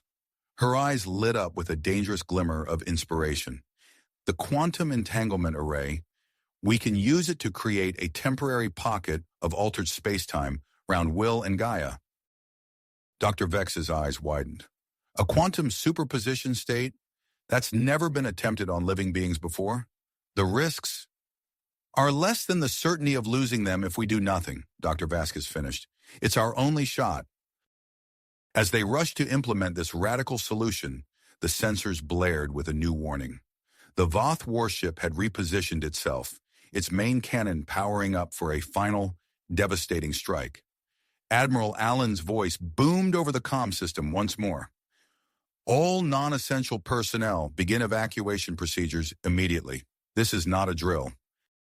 In the midst of the chaos, Dr. Vex's eyes fell on the vial containing the DNA samples she had collected earlier. A spark of realization hit her. Wait, the protein sequence in these samples, it could stabilize Will and Gaia during the quantum superposition process. Without hesitation, she began synthesizing a specialized serum, her hands steady despite the tremors rocking the base. As the countdown to both the EMP activation and the Voth's final assault ticked away, the lunar base became a nexus of converging crises. The fate of Will and Gaia, the base, and potentially the future of interstellar relations hung in the balance. The next few moments would determine whether humanity's bold step into the cosmos would end in triumph or tragedy. Catastrophe or triumph. The air in the power core room crackled with tension as Dr. Vasquez and Dr. Vex sprang into action, their movements urgent and precise. Initiating quantum superposition protocol, Dr. Vasquez announced, her fingers flying over the control panel. The quantum entanglement array hummed to life, its components reconfiguring to generate the unprecedented bubble of altered spacetime. Dr. Vex, cradling the vial of synthesized serum, locked eyes with Dr. Vasquez. This is our only shot. Are you sure about this? Without hesitation, Dr. Vasquez nodded. I'm ready. Let's do this. As Dr. Vex prepared the injection, alarms blared throughout the base. Commander Blackwood's voice echoed through the comm system. All units, engage defensive positions. Repel those drones at all costs. In the corridors, the security team formed a living barricade against the onslaught of advanced Voth drones. Plasma rifles discharged in rapid succession, filling the air with the acrid smell of ozone. Beside them, Hirogen warriors unleashed salvos from their own exotic weaponry, their battle cries mingling with the chaos of combat. Lieutenant Zhang, one of Blackwood's team leaders, shouted over the din, "They're adapting to our weapons. We need to constantly shift our attack patterns." In the command center, Admiral Marcus Allen's face was illuminated by the harsh glow of emergency lighting.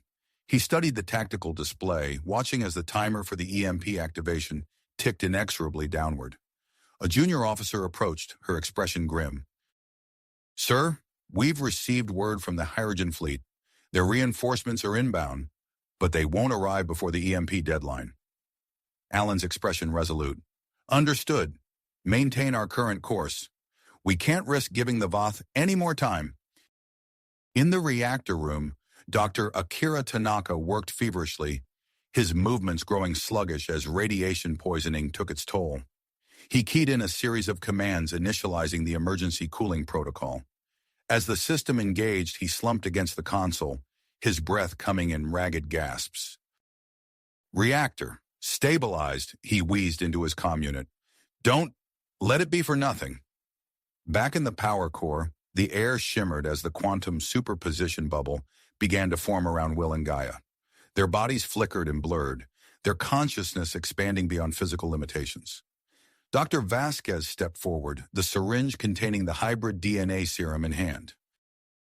"I'm going in," she announced, her voice steady, despite the enormity of what she was about to attempt. With a deep breath, she plunged the needle into her arm and depressed the plunger. The effect was immediate and profound. Dr. Vasquez's form began to shimmer, her very cellular structure altering as the serum took hold. She stepped into the quantum bubble, her body merging with the swirling energy field surrounding Will and Gaia. As their consciousnesses intertwined, a flood of sensations and memories washed over them. They became aware of every system in the base, every circuit and power conduit, and deep within the moon's core, they sensed something ancient and powerful stirring to life. Will's voice, distorted and ethereal, echoed through their shared mindscape. "The gravitational pulse generator, we can use it against the Voth." Gaia's consciousness surged in agreement. "But the energy required, it could tear us apart." Dr. Vasquez's presence steadied them. "We have to try. It's our only chance to save the base." Outside the quantum bubble, alarms blared as the Voth warship moved into its final attack position. Ambassador Kral's voice cut through the chaos. "This is Ambassador Kral to all Hirogen vessels. Intercept that warship at all costs." The viewport lit up as Kral's ship and its escorts moved to place themselves between the lunar base and the Voth vessel. Energy weapons lanced out, striking the hydrogen ship's shields in a dazzling display of destructive power. Admiral Allen's voice crackled over the comm system. "All personnel, brace for EMP in 60 seconds. This is our last stand."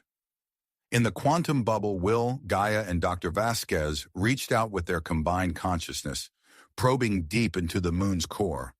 They found the dormant systems of the gravitational pulse generator and began the activation sequence. The entire base shuddered as ancient machinery roared to life. Massive capacitors buried for eons began to charge. The strain on the hybrid trio intensified, their merged form fluctuating wildly within the quantum field. As the Voth warship's main cannon reached full power, the gravitational pulse generator unleashed its fury. A wave of distorted space-time erupted from the lunar surface, engulfing the Voth vessel. The ship's hull buckled and warped under the onslaught, its structural integrity failing. Simultaneously, the base-wide EMP activated. Systems throughout the facility went dark, plunging corridors into eerie silence. The quantum bubble surrounding Will, Gaia, and Dr. Vasquez flickered dangerously, threatening to collapse at any moment. In the command center, bathed in the red glow of emergency lighting, Admiral Allen watched as the Voth warship began to break apart. But the victory was bittersweet, as the lunar base itself teetered on the brink of catastrophic system failure. As the gravitational pulse subsided, the quantum bubble in the power core began to destabilize. Will, Gaia, and Dr. Vasquez's merged consciousness fragmented, their individual forms starting to coalesce. The base's AI, its processes disrupted by the EMP, struggled to reboot. Life support systems flickered uncertainly, and the protective field surrounding the facility wavered. In the aftermath of the simultaneous crises, the fate of the lunar base, its inhabitants, and the hybrid trio hung in precarious balance. The Voth threat had been neutralized, but at what cost? As emergency power slowly returned to critical systems, the true extent of the damage and the transformations wrought by their high-stakes endeavor remained to be seen. As emergency power slowly returned to critical systems, the true extent of the damage and the transformations wrought by their high-stakes endeavor remained to be revealed. Suddenly, the lunar core trembled with unleashed power. The gravitational pulse generator roared to life, sending massive shock waves rippling through space. The pulse slammed into the Voth warship with devastating force. Metal groaned and twisted as the ship's hull buckled under the onslaught. Structural integrity failed catastrophically, and the once mighty vessel shattered into countless fragments. Inside the quantum superposition bubble, Will, Gaia, and Dr. Vasquez felt the pulse's effects reverberate through their merged consciousness. The energy field surrounding them began to fluctuate wildly, its stability compromised by the immense forces at play. Dr. Alara Vex, her face illuminated by the flickering emergency lights, watched in horror as the bubble threatened to collapse. "We're losing them," she shouted, her fingers flying across the control panel. "Initiating emergency stabilization protocol." With practiced precision, she loaded the specialized serum into an injection system. The device hummed to life, projecting a fine mist of the hybrid DNA solution into the unstable quantum field. Inside the bubble, Will, Gaia, and Dr. Vasquez experienced a moment of profound disorientation as their merged consciousness began to fragment. They felt themselves being pulled apart, their individual identities reasserting themselves. Yet something had fundamentally changed. As the quantum field dissipated, three figures materialized on the chamber floor. They appeared human at first glance, but closer inspection revealed subtle differences. Their skin had a faint, shimmering quality, and their eyes glowed with an inner light that hinted at more than mere human intelligence. Dr. Vex rushed to their side, medical scanner in hand. "Incredible," she breathed, studying the readouts. "Their DNA, it's unlike anything I've ever seen. A perfect fusion of human, hydrogen, and AI." Will groaned, pushing himself to a sitting position. What happened to us?" Before Dr. Vex could respond, Admiral Allen's voice crackled over the comm system. "All personnel, stand down from EMP countdown. I repeat, abort the EMP. Focus all efforts on stabilizing critical systems. Throughout the base, teams of engineers and technicians scrambled to comply with the Admiral's orders. In the reactor room, Dr. Akira Tanaka's assistant worked feverishly to maintain the delicate balance achieved by her mentor's sacrifice. Ambassador Krall strode into the power core chamber, his imposing figure filling the doorway. His eyes widened as he took in the sight of the transformed trio. "By the ancient god," he rumbled, "what manner of beings are these?" Dr. Vex turned to face him, her expression a mix of excitement and apprehension. "Ambassador, I believe we've just witnessed the birth of a new species, a hybrid that combines the best qualities of humans, Hirogens, and artificial intelligence." Krall's mind raced with the implications. He activated his comm device, his voice resonating with newfound purpose. "This is Ambassador Krall to all Hirogen vessels. The threat has been neutralized, but our work here is a long way to go. Maintain defensive positions around the lunar base." In the corridors, Commander Sarah Blackwood led her security team on a methodical sweep of the facility. They encountered numerous disabled Voth drones, their alien forms now inert and harmless.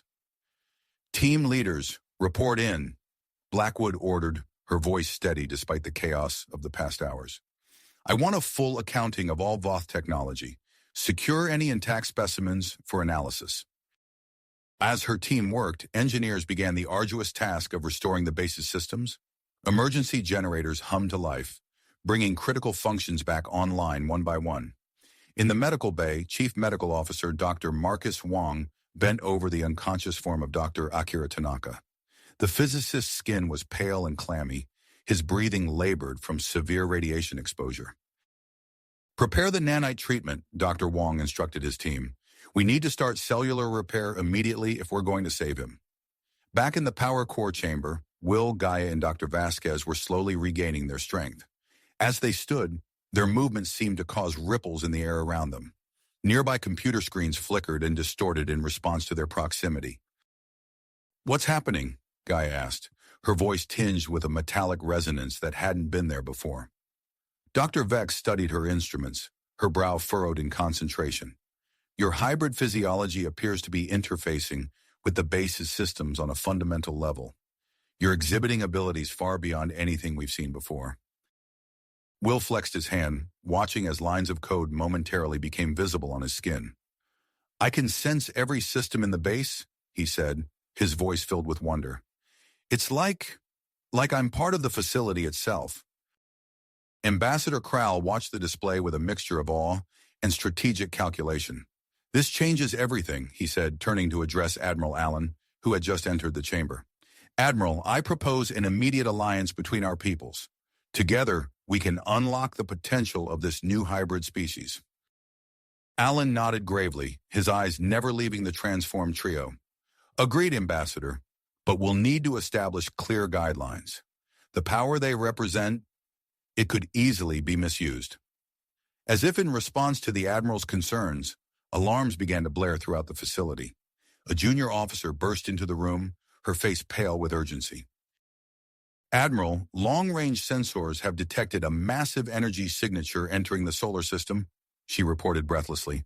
"Initial analysis suggests it's a Voth-arc ship, sir, and it's heading straight for us." The room fell silent as the implications sank in. The victory they had just achieved suddenly felt hollow in the face of this new threat. Or was it an opportunity? Will, Gaia, and Dr. Vasquez exchanged glances, their hybrid minds already processing the possibilities at lightning speed. They turned as one to face Admiral Allen and Ambassador Krall, their eyes glowing with dedication. "We may be able to communicate with them," Dr. Vasquez said, her voice carrying an otherworldly harmonics. "Our hybrid nature could be the key to understanding their intentions." As the base continued its frantic efforts to recover and prepare, the newly formed Human-Hirogen Alliance found itself facing an unprecedented challenge. The approaching Voth-arc ship represented both a potential threat and a chance for redemption. With the hybrid trio at the forefront, they stood on the precipice of a new era in interstellar relations. The lunar base, still bearing the scars of recent battle, braced itself for whatever the incoming Voth vessel might bring. In the heart of the facility, Will, Gaia, and Dr. Vasquez grappled with their newfound abilities, knowing that the fate of multiple species might soon rest in their hands. As the lunar base braced for the approach of the Voth-hybrid ship, the newly formed hybrid trio found themselves at the center of an unexpected crisis. Will, his hands still tingling from the surge of bioelectric energy that had coursed through his body, stared at the darkened medical bay in disbelief. I didn't mean to, he stammered, his eyes wide with shock. The power relay he had inadvertently overloaded sparked and sputtered, casting eerie shadows across the faces of the medical staff. Dr. Marcus Wong, who had been in the middle of administering Dr. Tanaka's nanite treatment, quickly switched to backup power. No harm done, he said, his voice steady despite the sudden blackout. But we need to get these systems back online immediately. Admiral Marcus Allen strode into the medical bay, his face a mask of concern. What happened here? He demanded, surveying the damage. Dr. Ilara Vex, who had been monitoring the hybrid trio's vital signs, stepped forward. It appears Will's new abilities are more potent than we anticipated, Admiral. He accidentally overloaded the power relay during a routine systems check. The Admiral's brow furrowed as he processed this information. After a moment of contemplation, he turned to Dr. Vex. We need to establish a specialized training facility immediately. These abilities are too powerful and unpredictable to leave unchecked. Dr. Vex nodded, her mind already racing with possibilities. I'll begin designing a series of tests and exercises to map the full extent of their capabilities. A holographic simulation chamber would provide a safe environment for them to practice without risking damage to vital systems. As the medical bay hummed back to life, Will, Gaia, and Dr. Vasquez exchanged worried glances. Their newfound powers, while extraordinary, were proving to be a double-edged sword. In the days that followed, the lunar base buzzed with activity. Dr. Vex, now heading the newly formed Hybrid Research Division, worked tirelessly to create a state-of-the-art holographic chamber. Meanwhile, Ambassador Kral found himself grappling with an unexpected political firestorm. The Hirogen diplomat paced in his quarters, his face etched with concern as he listened to the urgent communication from the Hirogen High Command.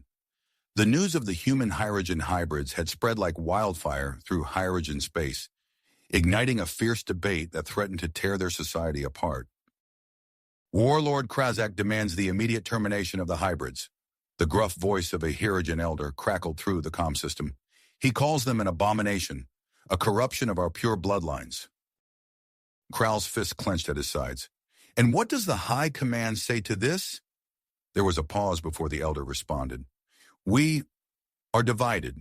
The situation is volatile, Ambassador. You must take measures to protect the hybrids. If they fall into the wrong hands, it could mean war. As the communication ended, Kral wasted no time in seeking out Admiral Allen. The two leaders met in the Admiral's office, their faces grim as they discussed the potential threat. We need to increase security around Will, Gaia, and Dr. Vasquez, Kral insisted. My people are divided, and I fear what the extremists might do if they get the chance. Allen nodded, his mind already formulating a plan. I'll assign Commander Blackwood to form an elite security detail. We'll combine the best of both our forces, human strategic thinking and Hirogen hunting instincts. In the newly constructed holographic chamber, Will stood at the center of a simulated alien landscape. His skin shimmered with almost unchecked energy as he focused on a series of holographic targets. Remember, Will, Dr. Vex's voice echoed through the chamber. Control is key. Channel the energy. Don't let it control you. Will took a deep breath, feeling the power surge through his body.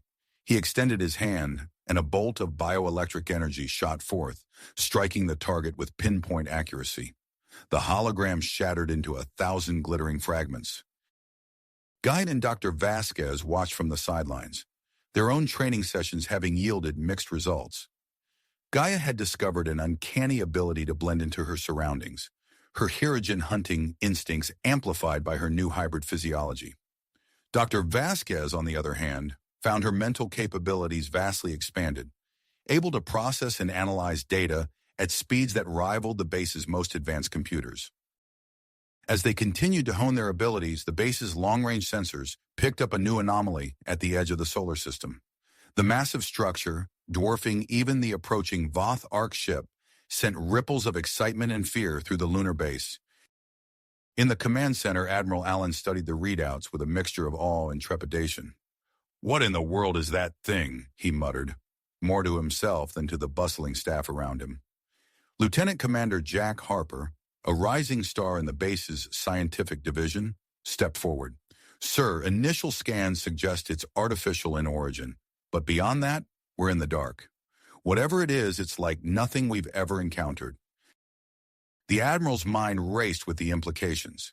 They were already preparing for the arrival of the Voth-hybrid ship, and now this? He turned to Harper, his decision made. "Assemble an expedition team. We need to investigate the structure up close." As preparations for the expedition began, Will, Gaia, and Dr. Vasquez were called to the holographic chamber for what they thought was another training session. Instead, they found Admiral Allen and Ambassador Crowell waiting for them. "We have a situation," Allen began, his voice grave. "The anomaly we've detected, we believe it may be connected to the technology we found here on the moon. We're sending an expedition to investigate, and we want one of you to go." The hybrid trio exchanged glances, a mix of excitement and apprehension flowing between them. After a moment of silent communication, Gaia stepped forward. "I'll go," she said, her voice steady despite the flutter of nerves in her stomach. "My Hirogen instincts combined with my human adaptability make me the ideal candidate for an unknown situation." As the others nodded in agreement, Will felt a sudden pang in his chest. The thought of Gaia leaving on a potentially dangerous mission filled him with a protective urge he'd never experienced before. In the privacy of their quarters later that evening, Will and Gaia found themselves drawn to each other, their hybrid physiologies creating a powerful, almost magnetic attraction. As they stood close, their skins shimmering with scarcely controlled energy, Will reached out to touch Gaia's face. "Be careful out there," he whispered, his voice thick with emotion. "I don't know what I'd do if something happened to you." Gaia leaned into his touch, her eyes glowing with an inner light. "I'll come back," she promised. "We have too much left to discover. Together." As their lips met in a passionate kiss, the air around them crackled with bioelectric energy. Their hybrid bodies resonated in perfect harmony, human emotions blending seamlessly with Hirogen instincts in a moment of pure connection. In the darkness of space, the massive unknown structure loomed, its secrets waiting to be uncovered. As the lunar base continued its preparations, the stage was set for a journey that would push the boundaries of human and Hirogen knowledge, with the fate of multiple species hanging in the balance. As the lunar base continued its preparations, the stage was set for a journey that would push the boundaries of human and Hirogen knowledge, with the fate of multiple species hanging in the balance. The air of anticipation was palpable as Gaia prepared for her expedition with Lieutenant Commander Harper's team. The mood shifted abruptly when the base's sensors detected an approaching spacecraft of unknown origin. Admiral Allen's voice crackled over the intercom, his tone measured but tense. "All personnel, we have an unidentified vessel requesting permission to dock. Stand by for further instructions." In the control room, Allen studied the readouts with narrowed eyes. "What are we looking at, Commander?" Lieutenant Commander Harper leaned in, his brow furrowed. "It's small, sir. Sleek design. Nothing we've seen before. Scans show no weapon signatures or any immediate threat." After a moment's deliberation, Allen nodded. "Bring it in. Secure hangar bay. I want a full security detail ready." As the mysterious craft glided into the hangar, Will and Dr. Vasquez watched from behind a reinforced observation window.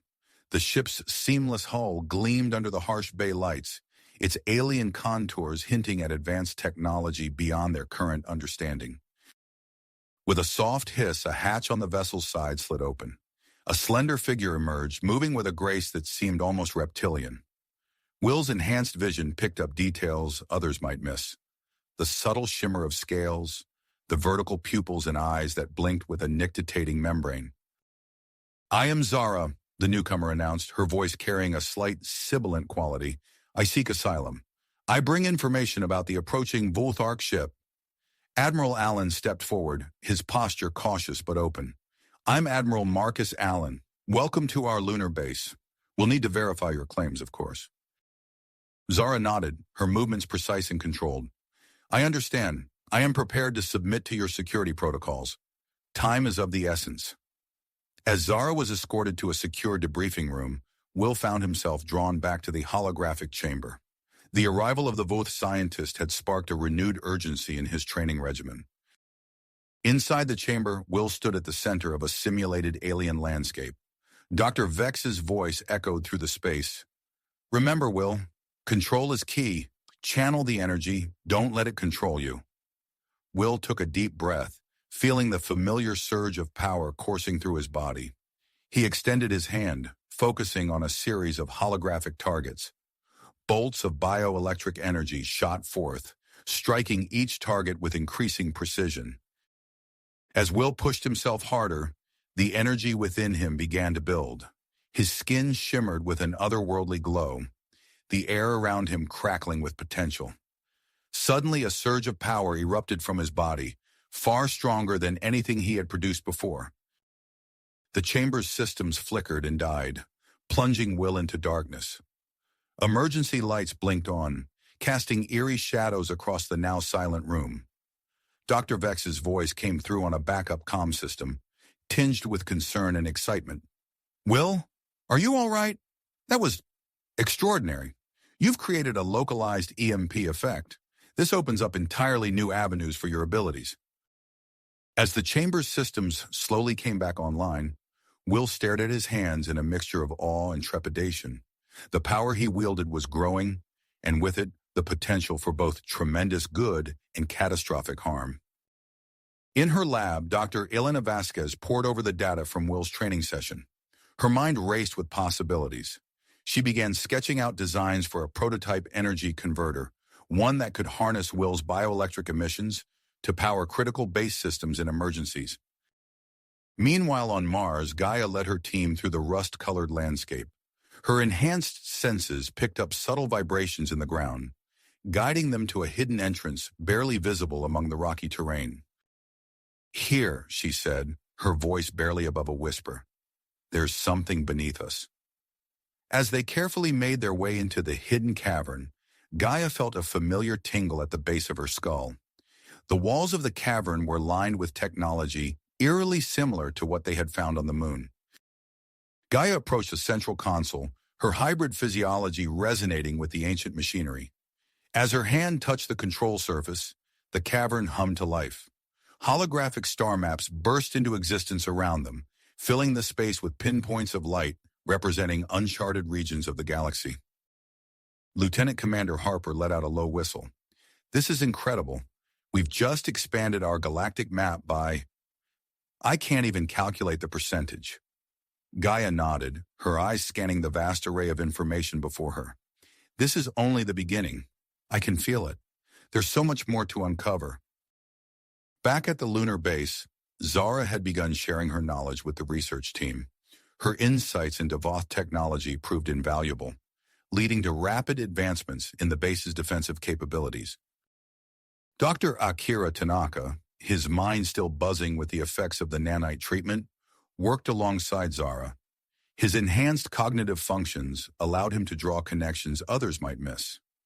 These outposts, he mused, gesturing to a holographic display of known precursor sites, they're not random. They form a pattern, a defensive grid protecting the solar system. Zara tilted her head, her reptilian eyes narrowing in thought. A defense against what, I wonder?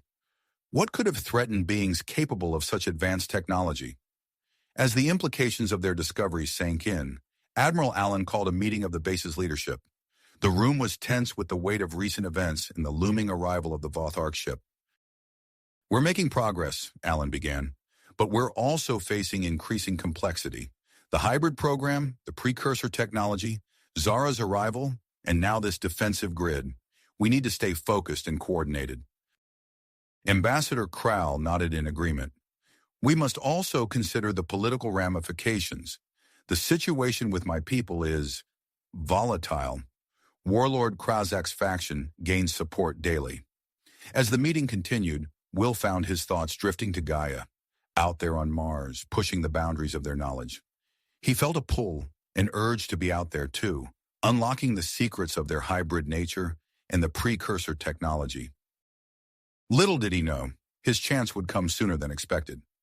As the base buzzed with activity preparing for the challenges ahead, a new anomaly appeared on the long-range sensors, a swarm of unidentified objects approaching from the outer solar system. The next phase of their journey was about to begin, with implications that would ripple across the galaxy. The lunar base buzzed with activity as personnel rushed to prepare for the multifaceted challenges that lay ahead.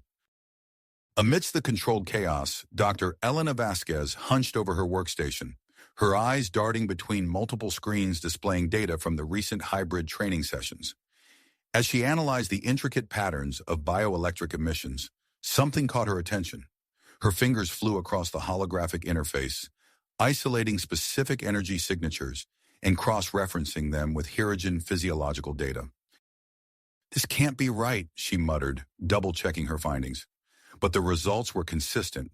Will's bioelectric emissions appeared to have a unique and unexpected effect on Hirogen biology. Dr. Vasquez quickly composed herself and contacted Admiral Allen. Within the hour, a small group had gathered in her lab, including Ambassador Kral and Dr. Akira Tanaka. "What you're saying, Dr. Vasquez, is that Will's emissions could potentially enhance Hirogen abilities?" Admiral Allen asked, his voice a mix of curiosity and concern. Dr. Vasquez nodded, gesturing to the data displayed on the lab's main screen. "Correct. The energy signatures seem to stimulate the production of certain hormones and neurotransmitters in Hirogen physiology. In theory, controlled exposure could lead to increased strength, reflexes, and cognitive function." Ambassador Kral stepped forward, his eyes gleaming with interest. "I volunteer to test this theory, Admiral. If there's a chance to bridge the gap between our species' capabilities, we must explore it." After a moment of consideration, Allen nodded. "Proceed with caution, Doctor. I want constant monitoring and the ability to terminate the experiment at the first sign of danger." Over the next few days, Dr. Vasquez conducted a series of carefully controlled experiments. Will emitted low-level bioelectric pulses, while Ambassador Kral underwent rigorous physical and cognitive tests. The results were nothing short of remarkable. In one test, Kral effortlessly lifted a weight that had previously been at the limit of his strength. In another, he navigated a complex virtual maze in record time, his problem-solving abilities clearly enhanced. As news of the experiment spread, the base became abuzz with speculation and debate. Many saw the potential for a new era of human-Hirogen cooperation, while others expressed concern about the long-term effects and ethical implications of such enhancements. Admiral Allen, recognizing the gravity of the situation, called for an emergency meeting of the base's ethics committee. "We need to establish clear guidelines for this research," he stated firmly. "The potential benefits are significant, but so are the risks." While the base grappled with this new development, Zara, the Voth scientist, provided crucial information about the approaching ARC ship. In a secure briefing room, she addressed a small group of senior personnel. "The ARC carries more than just refugees," Zara explained, her reptilian eyes scanning the room. "It houses a cache of our most advanced technology, weapons, propulsion systems, and more. My people feared losing these advancements if our civilization fell." The implications were clear. The lunar base now faced the prospect of dealing with a technologically superior force, adding another layer of complexity to an already volatile situation. In response to this new information, Dr. Akira Tanaka redoubled his efforts to integrate Voth technology with the base's systems. Working alongside Zara, he made a breakthrough in developing a prototype shield generator capable of withstanding the harsh conditions of the asteroid belt. As Tanaka presented his findings to Admiral Allen, Will entered the room, his expression determined.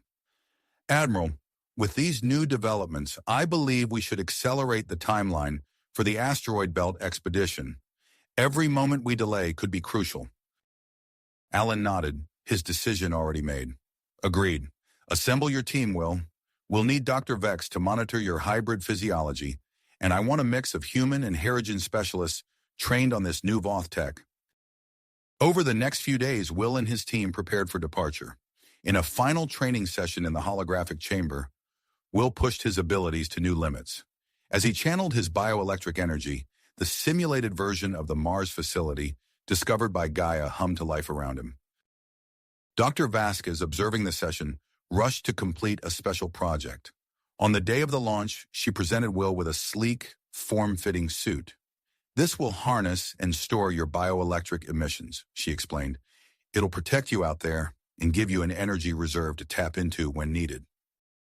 As Will boarded the expedition ship, a retrofitted vessel filled with a mix of human, Herigen, and Voth technologies, he felt the weight of responsibility settling on his shoulders. The success of this mission could be the key to unlocking the secrets of the precursor race and potentially defending against both the Voth and the mysterious swarm approaching the solar system. The ship's engines ignited, lifting off from the lunar surface in a burst of controlled plasma. As they accelerated towards the asteroid belt, Will took one last look at the base through the view screen. Somewhere out there, Gaia was exploring Mars, and now it was his turn to push the boundaries of their knowledge. Back on the lunar base, Ambassador Krall began implementing his plan to showcase the benefits of human-Herigen cooperation. He organized a series of demonstrations featuring enhanced Herigen warriors working seamlessly alongside human specialists, their movements fluid and coordinated in a way that would have been impossible just days before. As Will's ship disappeared into the depths of space, the lunar base continued its frantic preparations. The Voth Ark ship loomed ever larger in the long-range sensors, while the unidentified swarm of objects remained an unpredictable threat. The fate of multiple species hung in the balance as Will and his team ventured into the unknown, carrying with them the hopes for a peaceful resolution and the potential to unlock powers that could reshape the future of the galaxy. As Will's ship accelerated towards the asteroid belt, the lunar base faced an unexpected crisis. The residual energy from his recent training sessions had an unforeseen effect on the base's life support systems. The bioelectric emissions interacted with the advanced filtration units, causing a cascade of malfunctions that began to alter the base's atmospheric composition. Dr. Elena Vasquez first noticed the problem when her lab's air quality sensors began registering anomalous readings. She frowned, double-checking the data before contacting the Environmental Control Center. "This is Dr. Vasquez. Are you seeing these atmospheric fluctuations?" she asked, her voice tense. "Affirmative, doctor," came the response. "We're detecting changes across all sectors. Oxygen levels are dropping, while carbon dioxide and trace contaminants are on the rise." As the hours passed, the effects of the altered atmosphere became increasingly apparent. Both humans and Herigens began experiencing heightened aggression and decreased cognitive function. In the mess hall, a heated argument over food rations quickly escalated into a shoving match between two engineers. Admiral Marcus Allen, alerted to the growing number of incidents, called an emergency meeting of the base's senior staff. As they gathered in the command center, the tension in the room was palpable. "Dr. Vasquez, what's our status?" Allen asked, his fist tight. Elena pulled up a holographic display of the base's environmental systems. "The filtration units are malfunctioning due to interference from residual bioelectric energy. We're working on a solution, but in the meantime, the air quality will continue to deteriorate." Ambassador Krall, visibly struggling to maintain his composure, spoke up.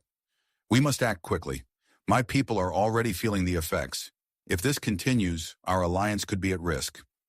Allen nodded grimly. "Agreed. Dr. Vasquez, what are our options?" "We believe a controlled burst of bioelectric energy could reset the systems," Elena explained. "But with Will gone, we don't have a direct source. We're exploring alternatives." As if on cue, Zara stepped forward. "I may have a solution. Using our understanding of Voth biology, we could synthesize a compound that mimics Will's emissions. If dispersed through the ventilation system, it might counteract the negative effects." Allen considered this for a moment.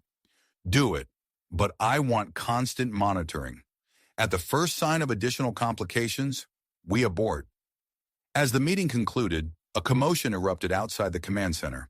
A group of hydrogen security personnel were engaged in a heated confrontation with human engineers.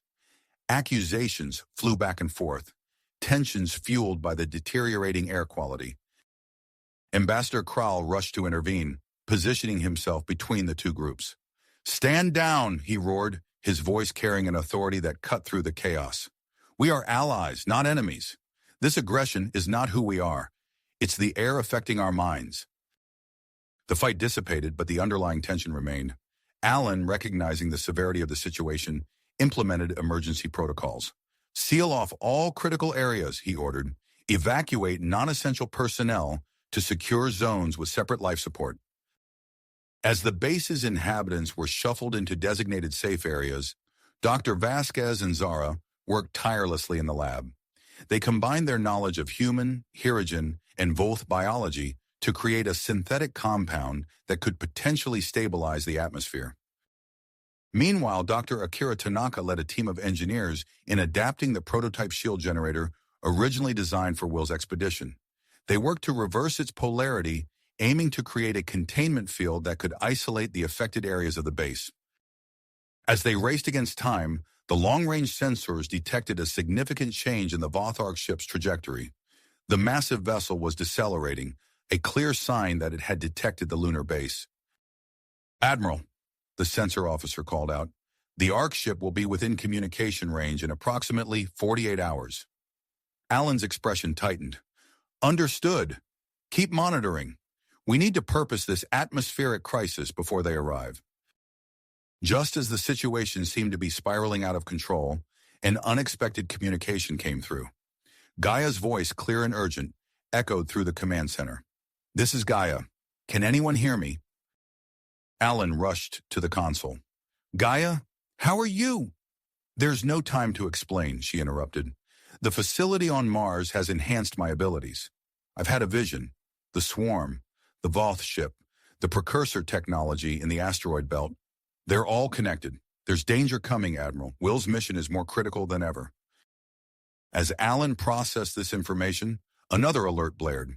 The unidentified swarm had suddenly accelerated, now on a direct course to intercept Will's expedition. In that moment, Allen made his decision. "Continue the mission," he ordered.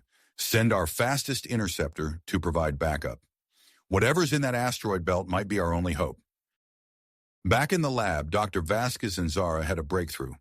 The synthesized compound was ready, but it needed to be carefully calibrated for each species. Ambassador Krall stepped forward. "I volunteer to be the first test subject," he declared. "Let my actions prove the strength of our alliance." As preparations for the procedure began, the base's communication array picked up a weak, fragmented distress signal from the outer edges of the asteroid belt. The garbled message mentioned both precursor technology and the approaching swarm. Allen looked around the command center, taking in the determined faces of his team. They were facing multiple crises on multiple fronts, but he saw no signs of giving up. With a nod, he gave the order to proceed with Ambassador Krall's treatment, knowing that the next few hours would determine not just the fate of the lunar base, but potentially the entire solar system. As the lunar base grappled with multiple crises, Ambassador Krall's bold decision to volunteer as the first test subject for the synthesized compound proved to be a turning point. Dr. Vasquez and Zara carefully administered the treatment, monitoring Krall's vitals with intense focus. Minutes ticked by in tense silence. Then gradually, Krall's aggressive posture relaxed. His eyes, once narrowed with impossibly strong rage, softened. He took a deep breath and nodded to the medical team. "I feel clearer," Krall said, his voice steady. "The anger that clouded my mind has dissipated." Dr. Vasquez's eyes lit up as she analyzed the data streaming across her tablet. "Ambassador, your cognitive functions are improving rapidly. How do you feel physically?" Before Krall could respond, a human technician nearby suddenly stopped in his tracks. He blinked rapidly, then visibly relaxed. "What's happening?" the technician asked, his voice calm. "I was furious a moment ago, but now—" Dr. Vasquez frowned, then inhaled deeply. Her eyes widened as realization dawned. "Ambassador, I believe you're emitting some kind of pheromone. It seems to have a potent calming effect. Admiral Allen, who had been observing from a safe distance, stepped closer. As he entered Kral's vicinity, the tension in his shoulders eased. "Doctor, can we replicate this effect?" Dr. Vasquez nodded eagerly. "If we modify the compound to enhance pheromone production, we might be able to counteract the aggression throughout the base." Allen considered for a moment, weighing the potential benefits against the risks of unforeseen consequences. Finally, he gave a curt nod. "Do it. Modify the compound and prepare for base-wide distribution through the ventilation system." As Dr. Vasquez and her team worked feverishly to adjust the formula, reports of reduced conflicts trickled in from areas near Kral. The ambassador moved through the base, his presence alone seeming to soothe frayed nerves and diffuse tensions. Hours later, Dr. Vasquez presented the modified compound to Admiral Allen. "It's ready, sir. But I must warn you, we haven't had time for extensive testing. There could be side effects we haven't anticipated." Allen's expression resolute as he contemplated the decision before him. The base's situation was deteriorating rapidly, with physical altercations breaking out in multiple sectors.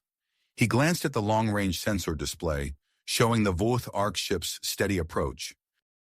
"We're out of time," Allen declared. "Release the compound." Dr. Vasquez nodded and input the command. Throughout the base, a fine mist began to disperse through the ventilation systems. Within minutes, the effects became apparent. Arguments quieted mid-sentence. Clenched fists relaxed. The constant undercurrent of aggression that had permeated the base for hours began to dissipate like morning fog under a rising sun. In the command center, Allen felt the change wash over him. The constant tension in his muscles eased, and his mind felt clearer than it had in days.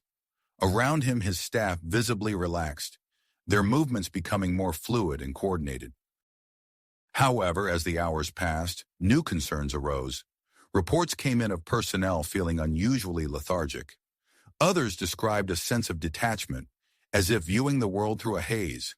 "Admiral," a young lieutenant called out, his voice lacking its usual urgency despite the critical nature of his report. "The Voth-hybrid ship is hailing us. They're requesting permission to enter lunar orbit." Allen frowned, aware that his reaction should be more pronounced. He turned to his communications officer. "Put them through." The main view screen flickered to life, revealing the face of a female Voth.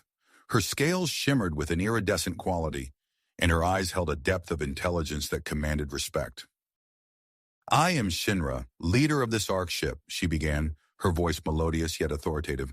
"We come seeking sanctuary and mutual exchange. Our ship carries not only refugees but also scientists who oppose our species' aggressive expansion. We offer advanced technology in return for safe harbor and the opportunity to study the precursor artifacts you've discovered." Allen listened, acutely aware of the potential this offer held, yet also cognizant of the risks. He glanced around the command center, noting the placid expressions of his staff. Under normal circumstances, such an offer would have sparked intense debate. Now an eerie calm prevailed. "Shinra," Allen responded, struggling to inject the appropriate level of caution into his voice. "Your offer is intriguing. We would be open to preliminary discussions. I propose a small delegation from your ship visit our base for initial negotiations." As Shinra nodded her agreement, alarms blared across the command center. The sensor officer, moving with unnatural slowness, reported, "Admiral, the unidentified swarm has accelerated dramatically. It's split into two groups, one still on course to intercept the expedition, the other now heading directly for us in the Voth ship." Allen felt a flicker of the urgency he knew he should be experiencing. He turned back to the view screen. "Shinra, we have a developing situation. Prepare your delegation quickly. We may need to combine our resources sooner than anticipated." As the communication ended, Allen's gaze drifted to the asteroid belt on the long-range sensors.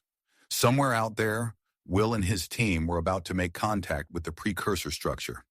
The fate of multiple species now hinged on what they would discover, even as the lunar base navigated treacherous diplomatic waters in an atmosphere of artificial calm. The alarms continued to sound, a shrill counterpoint to the unsettling tranquility that had settled over the base. In the vast emptiness of space, unknown forces converged on humanity's fragile outpost, their intentions as mysterious as the ancient technologies that had set these events in motion. As the alarms continued to blare, a peculiar stillness settled over the command center. The artificial calm induced by the pheromone compound seemed at odds with the urgency of the situation. Admiral Allen found himself struggling to maintain focus, his thoughts drifting despite the looming threats. In this atmosphere of eerie tranquility, Dr. Elena Vasquez felt an inexplicable pull towards Will's quarters. Her hybrid physiology, already in flux from recent events, seemed to resonate with a lingering energy signature. Without fully understanding her own motivations, she left the lab and made her way through the base's corridors. The door to Will's quarters slid open with a soft hiss. Elena stepped inside, her enhanced senses immediately picking up on subtle scents and electromagnetic traces that would have been imperceptible to a normal human. Her eyes, now with a faint bioluminescent quality, scanned the room methodically. A flicker of movement caught her attention. Elena approached a seemingly ordinary wall panel, her fingers tracing an invisible pattern. To her surprise, the panel slid aside, revealing a hidden compartment. Inside, she found a collection of data crystals and personal logs. With trembling hands, Elena activated one of the crystals. Will's face appeared in a holographic projection, his expression a mix of excitement and apprehension. Log entry 47, Will's voice echoed in the empty room. The changes in my body are accelerating. I can feel myself becoming something else, but it's not just physical. My connection to Gaia grows stronger every day. I don't know if it's love or something beyond human comprehension, but I can't imagine my life without her now. Elena felt a surge of conflicting emotions. Fascination with the scientific implications warred with an unexpected pang of jealousy. As she continued to explore Will's logs, her own hybrid traits began to manifest more prominently. Her skin took on a subtle, shimmering quality, and she felt a tingling sensation at her fingertips. Meanwhile, millions of kilometers away, Will and his team delved deeper into the massive precursor structure floating in the asteroid belt. The cavernous chambers seemed to pulse with an otherworldly energy, responding to their presence in ways that defied explanation. As they entered what appeared to be a central control room, a holographic interface sprang to life. Will stepped forward, drawn by an instinct he couldn't explain. The moment his hand touched the control panel, the entire chamber lit up with a dazzling array of projected images. "My God," breathed Dr. Akira Tanaka, his eyes wide with wonder. "It's responding to you, Will." The holographic display showed a series of scenes. Early humans gathered around a mysterious obelisk, Harogen hunters receiving advanced weaponry from towering ethereal beings, and Voth scientists working alongside the same entities in a vast laboratory. Will's mind reeled as he tried to process the implications. "They knew us," he whispered. "All of us. Humans. Harogen. Voth. We're all connected somehow." Back on the lunar base, the arrival of the Voth delegation brought a fresh wave of tension and excitement. As Shinra and her team disembarked from their sleek shuttlecraft, Admiral Allen struggled to maintain his composure. The pheromone-induced calm made it difficult to summon the appropriate level of caution and diplomacy. Among the Voth delegation was a striking female who immediately drew attention. She moved with a fluid grace, her scales shimmering with an iridescent quality that seemed to captivate everyone around her. "I am Lyra," she announced, her voice melodious yet authoritative. "Cultural liaison and sister to your esteemed colleague, Zara." Lieutenant Commander Jack Harper, standing at attention nearby, felt his breath catch in his throat. He had worked alongside many alien species, but something about Lyra sparked an immediate and intense fascination. As the formal introductions began, Ambassador Kral stepped forward to greet the Voth delegates. The moment he entered their proximity, a visible change came over the group. Tense postures relaxed and expressions softened. Even Jinra, known for her stoic demeanor, seemed to melt slightly. Admiral Allen, caught in the midst of this pheromonal cloud, found himself smiling warmly at Shinra. "We are most pleased to welcome you," he said, his voice uncharacteristically effusive. "Perhaps we could continue our discussions over a meal?" I'd be honored to give you a personal tour of our hydroponics bay. The room fell silent, all eyes turning to Alan in surprise. Jinra, equally taken aback, managed a polite nod. That would be most interesting, Admiral. As the meeting progressed, the atmosphere grew increasingly charged. Human and Hirogen officials found themselves drawn into animated conversations with their Voth counterparts. Personal space boundaries gradually eroding. Suddenly, a wave of intense emotion washed over the room. Gaia's telepathic presence, amplified by her enhanced abilities on Mars, interacted with the pheromone-affected individuals in unexpected ways. Laughter erupted from one corner, while in another, a human scientist and a Voth researcher found themselves locked in an intense debate that seemed on the verge of becoming something more. Amidst the chaos, Lyra caught Lieutenant Commander Harper's eye. Without a word, they slipped away from the main group, finding themselves in a quieter corridor. "Your base is fascinating," Lyra said, her eyes scanning the curved walls. "Perhaps you could show me more. I'm particularly interested in your botanical specimens."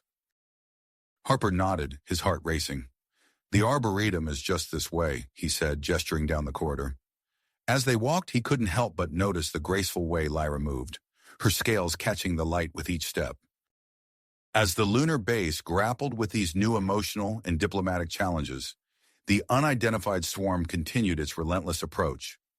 On the main view screen in the command center, now largely unattended, two groups of pulsating lights advanced, one towards Will's expedition, the other towards the base itself. The fate of multiple species hung in the balance, with answers potentially lying in the ancient precursor structure and the evolving hybrid biology of individuals like Will and Elena. Yet for now, the inhabitants of the lunar base found themselves caught in a web of pheromones, telepathy, and unexpected attractions, even as unknown dangers raced towards them from the depths of space. Space. The tranquility induced by the pheromones was suddenly shattered as alarms blared throughout the lunar base. Red warning lights flashed, casting an eerie glow across the faces of the gathered diplomats and military personnel. "Environmental systems critical failure," a technician's voice crackled over the intercom, the urgency in his tone breaking through the artificial calm. "Temperature regulators malfunctioning in all sectors." Admiral Allen blinked, trying to shake off the lingering effects of the pheromones. He turned to address the startled group, his voice steady despite the circumstances. "Ladies and gentlemen, we have a situation.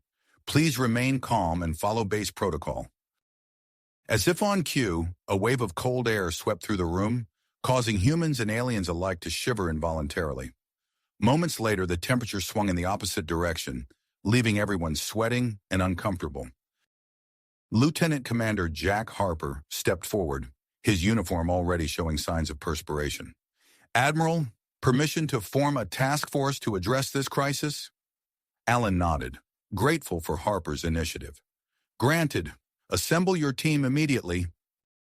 As Harper moved to leave, Lyra, the Voth cultural liaison, spoke up.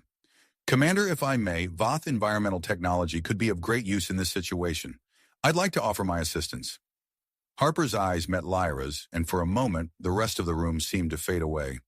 He felt an inexplicable pull towards her, stronger than mere professional interest. "Of course," he managed, his voice slightly hoarse. "Your expertise would be invaluable." As Harper and Lyra left to assemble the task force, the remaining diplomats and officers found themselves drawing closer together, seeking warmth as another cold spell hit. The Hirogen warriors, usually stoic and aloof, now stood shoulder to shoulder with human scientists. Ambassador Crowell, the source of the pheromones, seemed to be at the center of a tightly packed group, his presence both comforting and unsettling to those around him. Meanwhile, in the privacy of Will's quarters, Dr. Elena Vasquez continued to pore over the data crystals she had discovered. As she activated another log entry, she felt a tingling sensation spreading from her fingertips up her arms. The holographic display flickered, and she gasped as she saw her own hands beginning to emit a faint bluish glow. "What's happening to me?" she whispered, both frightened and fascinated by the changes in her body. As she watched, the glow intensified, and she felt a surge of energy coursing through her veins. Instinctively, she reached out towards the malfunctioning environmental control panel on the wall. To her amazement, the panel responded to her touch, its erratic readings stabilizing momentarily. Elena's mind raced with the implications of this newfound ability. Could she use this to help the base? And at what cost to herself? In the asteroid belt, millions of kilometers away, Will and his team faced their own crisis. The massive precursor structure that had been dormant for millennia was now fully awake, and it wasn't happy about the intruders. "Energy levels spiking!" Dr. Tanaka shouted, his fingers flying over his console. "The structure's generating some kind of field. It's interfering with our systems." Will felt a familiar tingling sensation spreading through his body. The hybrid changes that had been slowly transforming him seemed to accelerate in the presence of the ancient technology. Without fully understanding why, he stepped towards the central control panel of the precursor structure. "Will, what are you doing?" One of his teammates called out, but Will barely heard him. He placed his hand on the alien console and immediately felt a rush of information flooding his mind. The structure's defenses, its purpose, its history, all of it threatened to overwhelm him. Gritting his teeth, Will focused on the immediate problem. Through his connection with the precursor technology, he began to modulate the energy field, trying to create a safe bubble around their ship. The effort was immense, and he could feel his body changing with each passing second. His skin took on a metallic sheen, and his eyes glowed with an inner light. Back on the lunar base, the environmental crisis was reaching a critical point. In the makeshift control center, Lieutenant Commander Harper and Lyra worked feverishly to stabilize the temperature systems. The close quarters and the stress of the situation only served to intensify the attraction between them. "If we reroute power from the auxiliary systems," Lyra suggested, her scales shimmering as she leaned over Harper's shoulder, "we might be able to bypass the damaged regulators." Harper nodded, acutely aware of her proximity. "Good thinking. Let's give it a try." As they worked, their hands brushed against each other, sending a jolt of electricity through both of them. The pheromone-laced atmosphere, combined with the wild temperature fluctuations, broke down the last of their restraints. Their eyes met, and in that moment professionalism gave way to raw desire. Their lips met in a passionate kiss, human and Voth physiology intertwining in ways never before seen. As their encounter intensified, neither of them noticed the subtle changes beginning to take place in their bodies. Lyra's scales began to soften, taking on a more human-like texture, while Harper's skin developed a faint, iridescent quality. Throughout the base, as similar scenes were playing out, the combination of pheromones, environmental stress, and the breaking down of species barriers led to a wave of intimate encounters. Human scientists found themselves drawn to Hirogen warriors, while Voth delegates explored new forms of connection with their human hosts. In the midst of this chaos, a powerful telepathic presence made itself known. Gaia, reaching out from Mars, projected a calming influence over the base. Her mental touch helped to stabilize the more extreme effects of the pheromones, but the effort was clearly taking its toll. On Mars, Gaia's physical form began to pulse with a brilliant light, mirroring the changes that Will was undergoing in the asteroid belt. As the base's personnel grappled with these unprecedented changes, the unidentified swarm drew ever closer. The energy patterns emitted by the approaching entities began to interact with the base's systems in strange and unpredictable ways. Crew members reported sudden bursts of strength, enhanced sensory perception, and other unexplained phenomena. Admiral Allen, struggling to maintain order in the face of these cascading crises, received an urgent communication from the Voth leadership. Shinra's face appeared on the main view screen, her expression a mix of concern and excitement. "Admiral," she began, her voice steady despite the circumstances, "we may have a solution to your environmental problems. Our bioengineering techniques could adapt your people to these fluctuating conditions. However, I must warn you, the process would involve permanent alterations to human and Hirogen physiology." Allen's mind reeled at the implications. The offer was tempting, but the consequences could be far-reaching. As he considered his response, he became acutely aware of the changes already taking place around him. The lines between species were blurring, and the future of their alliance, and perhaps of their very existence, hung in the balance. In the asteroid belt, Will's connection to the precursor structure deepened. His body continued to change, becoming stronger, faster, more alien.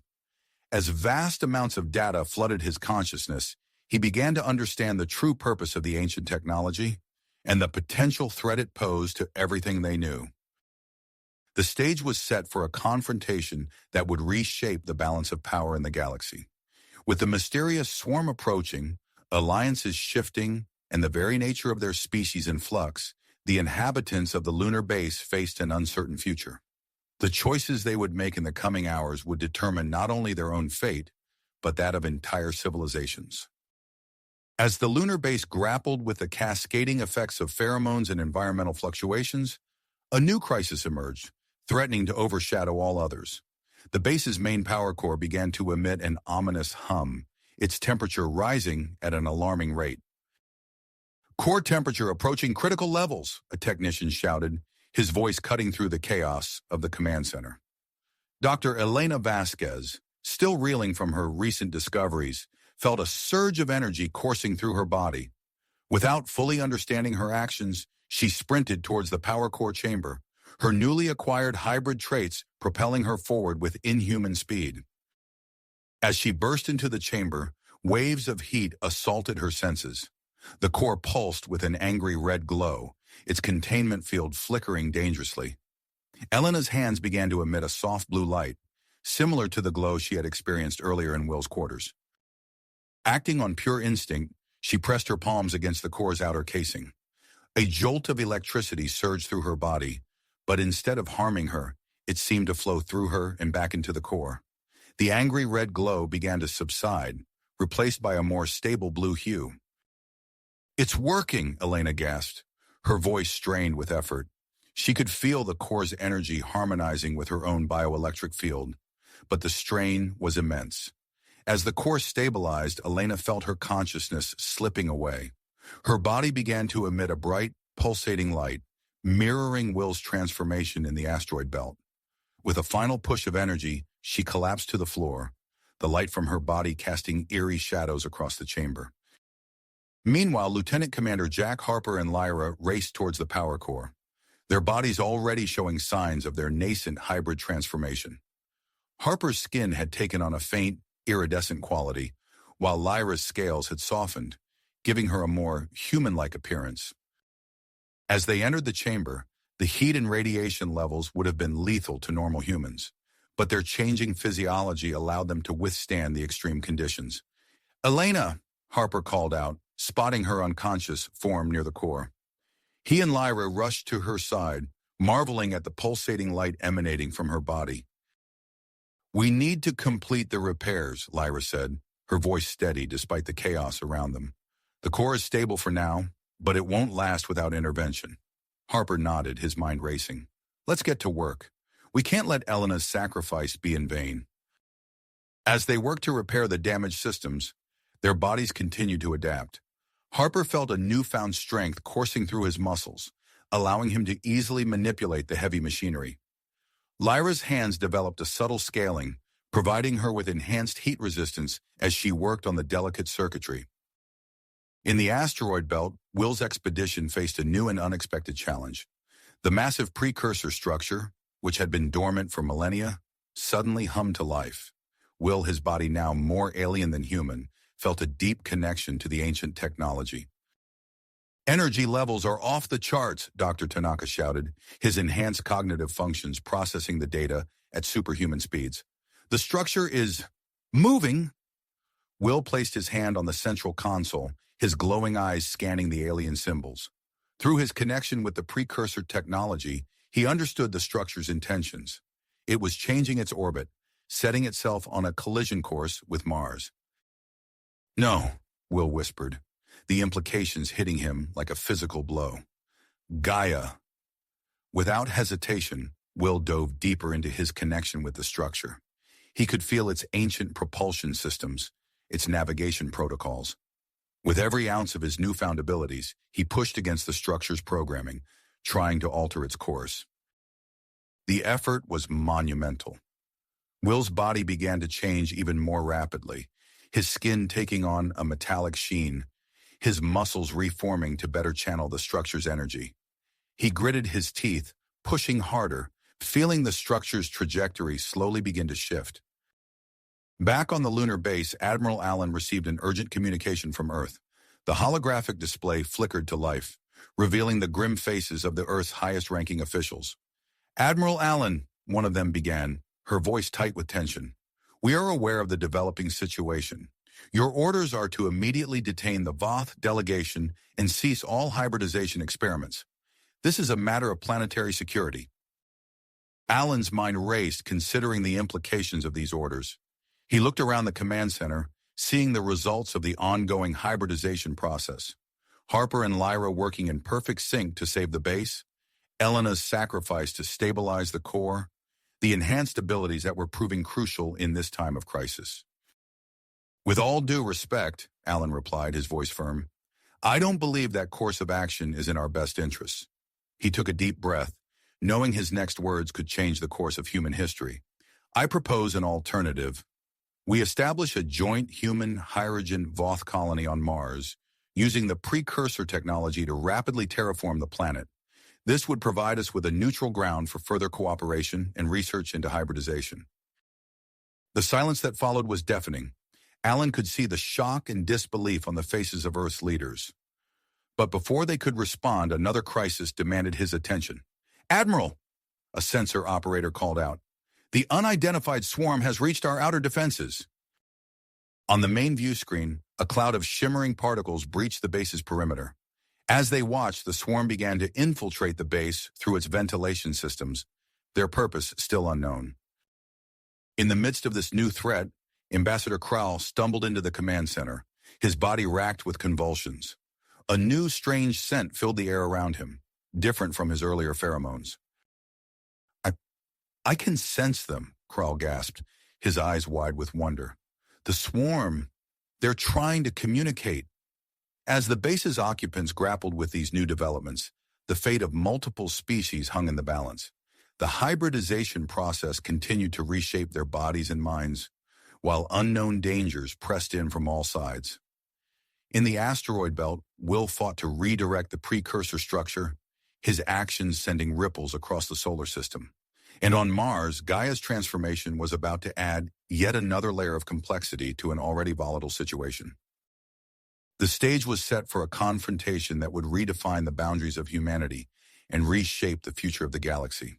The choices made in the coming hours would determine not just their own fate, but that of entire civilizations. The lunar base trembled as the precursor structure in the asteroid belt emitted a blinding pulse of energy. The waves swept across space, engulfing both the base and the Martian surface in its radiant embrace. In the command center, Admiral Allen steadied himself against a console as the floor shook beneath his feet. "Status report," he barked, scanning the array of holographic displays surrounding him. Before anyone could respond, a startling sight caught their attention. Through the observation windows, they witnessed Will's expedition ship, now bathed in an otherworldly glow, pulsing with bioelectric energy. Simultaneously, the view screens showing the Martian surface revealed Gaia's expedition team, surrounded by a similar aura. Dr. Elena Vasquez, still weak from her encounter with the power core, stumbled into the command center. Her eyes widened as she saw the synchronized light show unfolding across the solar system. It's quantum entanglement," she breathed, her newly enhanced senses allowing her to perceive the intricate web of energy connecting Will and Gaia. "They're linked across space." As if in response to this cosmic connection, the swarm infiltrating the base began to move with newfound purpose. Sensor readouts showed the particles converging on an unused storage bay, their movements precise and deliberate. "Admiral?" Lieutenant Commander Jack Harper's voice crackled over the comm system. "You need to see this." Allen, Elena, and a team of security personnel made their way to the storage bay. As the doors slid open, they were greeted by an astonishing sight. The swarm had coalesced into a shimmering, semi-solid mass, methodically constructing a crystalline structure that pulsed in sync with the energy emanating from Will and Gaia. Lyra, her scales now a mesmerizing blend of human and Voth textures, approached the growing crystal cautiously. "It's beautiful," she murmured, reaching out a hand. "Wait!" Elena called out, but it was too late.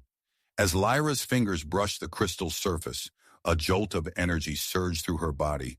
She gasped, her eyes glowing with an inner light. "I can see everything," Lyra whispered, her voice filled with awe. "The swarm, it's trying to communicate. It's building a bridge between us and the precursor technology." Elena stepped forward, her own hybrid physiology resonating with the crystal. As she placed her hand on its cool surface, a flood of information poured into her mind. "It's a communication hub," she explained, her voice strained with the effort of processing the vast influx of data. "But it's unstable. The power requirements, it could overload our systems." Harper, his skin now shimmering with a subtle, metallic sheen, moved to a nearby control panel. "We need to contain this," he said, fingers flying over the holographic interface. "If we can redirect power from non-essential systems, we might be able to stabilize the hub without compromising the base's integrity." As Harper and Lyra worked to manage the crystal's energy output, Admiral Allen received an urgent transmission. The holographic display flickered to life, revealing the face of a Voth commander, her features contorted with scarcely controlled panic. "Admiral Allen," she began, her voice crackling with static. "Our ARC ship is in distress. The energy pulse from the precursor structure has caused critical malfunctions in our life support systems. We request immediate assistance." Allen's mind raced, weighing the potential risks and benefits of aiding the Voth vessel. After a moment's hesitation, he made his decision. "Understood, Commander. We'll dispatch a rescue team immediately. Hold tight." As Allen coordinated the rescue mission, the base's sensors picked up another alarming development. The asteroid cluster that had been hurtling towards Earth had now entered the moon's orbit, its trajectory bringing it dangerously close to the lunar base. "Admiral," Harper called out, his enhanced cognitive abilities processing the data at superhuman speeds. "We need to act fast. Those asteroids pose an immediate threat to both the base and Earth." Allen nodded grimly. "Agreed. Lieutenant Commander, I want you and Lyra to assemble a team. We're going to need every advantage our hybrid physiology can offer if we're going to divert that cluster." As Harper and Lyra began preparations for the asteroid diversion mission, Elena continued to interface with the crystalline structure. Suddenly, her eyes widened in shock. "Admiral," she gasped, "you need to see this. The crystal, it's connected to a vast network of precursor outposts throughout the galaxy. And there's more. The structure in the asteroid belt, it's not just a defensive system, it's a seed ship designed to spread hybrid life forms across the stars." The implications of this revelation hung heavy in the air. As the base's personnel grappled with this new information, the crystalline structure pulsed with increasing intensity, its glow bathing the storage bay in an ethereal light. In the asteroid belt, Will's body continued to evolve, his connection to the precursor technology growing stronger with each passing moment. He could feel the seed ship's primary function activating, generating microscopic packets of hybrid genetic material capable of flourishing in even the most inhospitable environments. As the lunar base braced for the challenges ahead, the stage was set for a confrontation that would redefine the boundaries of known space and reshape the future of multiple species. The asteroid diversion mission loomed. The Voth Ark ship hung in the balance, and the secrets of the precursor technology beckoned, promising both peril and unprecedented opportunity. Possibilities. As the lunar base hummed with activity, Lieutenant Commander Jack Harper and Lyra worked side by side, their bodies continuing to evolve in response to the hybrid process. Unbeknownst to them, their altered physiology began secreting a unique pheromone compound, its subtle scent permeating the air around them. "Harper, look at this," Lyra said, her scales shimmering as she pointed to a holographic display. "The asteroid's composition is changing." Harper leaned in, his now metallic skin catching the light. "You're right. It's almost as if—" His words were cut short as a wave of dizziness washed over him. Lyra steadied him, her hand on his arm. The moment their skin made contact, a surge of energy passed between them. "Did you feel that?" Lyra asked, her eyes wide. Before Harper could respond, alarms blared throughout the base. Admiral Allen's voice crackled over the intercom. "All personnel, report to your stations. We have a situation." In the command center, Allen stood before an array of screens, each displaying a different crisis. His body tingled with an unfamiliar sensation, muscles twitching with newfound strength. "Sir," a sensor operator called out, "the swarm organisms are behaving erratically. They're integrating with our personnel." Allen watched in astonishment as the swarm particles swarmed around the base's occupants, merging with their hybrid physiology. He felt it happening to his own body, a rush of power and heightened awareness flooding his senses. "Dr. Vasquez," he called out, "what's happening to us?" Elena, her body still weak from her earlier ordeal, stumbled into the command center. Her eyes glowed with an inner light as she interfaced with the crystalline structure. "It's the pheromones," she gasped. "They're triggering a symbiosis between us and the swarm. Our capabilities are expanding." As if to demonstrate, Allen effortlessly lifted a heavy piece of equipment that had fallen during the commotion. He stared at his hands in wonder. "This could be the edge we need for the asteroid mission." On the screens, images from Mars showed Gaia and her team undergoing their own startling transformation. Their bodies developed a protective outer layer, adapting to the harsh Martian environment. Gaia stood on the red planet's surface, her new skin glistening under the alien sun, no longer needing a suit to survive. "Admiral," she reported, her voice filled with excitement, "we've made a breakthrough. There's an entire underground complex here, filled with precursor technology. It could be the key to everything." Before Allen could respond, another crisis demanded his attention. The Voth rescue team's transmission cut through the chatter. "This is Team Alpha," the lead rescuer reported. "We've boarded the Voth Ark, but something's wrong. The ship, it's changing, merging with some kind of organic material." Allen's enhanced mind quickly processed the implications. "The hybrid seeds," he muttered. "They must have reached the Ark." In the asteroid belt, Will's connection to the seed ship intensified. He felt the dispersion of hybrid seeds, carried by solar winds towards Mars and the lunar base. Through his link with the precursor technology, he sensed the seeds taking root, growing, adapting. "Dr. Tanaka," Will's voice echoed through the command center. "The seeds, they're not just spreading, they're terraforming." Dr. Akira Tanaka, his cognitive functions operating at superhuman speeds, began analyzing the data pouring in from various sensors. "He's right," Tanaka confirmed. "The seeds are altering environments to support hybrid life forms. This could revolutionize our Mars colonization plans." As the base buzzed with this new information, Harper and Lyra entered the command center, their bodies radiating with the energy of their hybrid evolution. "Admiral," Harper reported, "we're ready for the asteroid diversion mission. Our team has been enhanced. We can do this." Allen nodded, taking in the determined faces of his crew, each now bearing the marks of their hybrid transformation. "Then let's make it happen. Humanity's future depends on us." As the hybrid team prepared for launch, Earth's panicked transmissions flooded the communication channels. Governments clamored for action, threatening to launch their own missions. Allen's enhanced body tensed with the weight of responsibility. He opened a direct channel to Earth's leaders, his voice steady and resolute. "This is Admiral Allen of Lunar Base Alpha. The situation is under control. We have the means and the technology to divert this threat. Trust in us, in what we've become. Humanity's next chapter is being written here, among the stars." With those words, he turned to Harper and Lyra. "Launch when ready. The solar system is counting on you."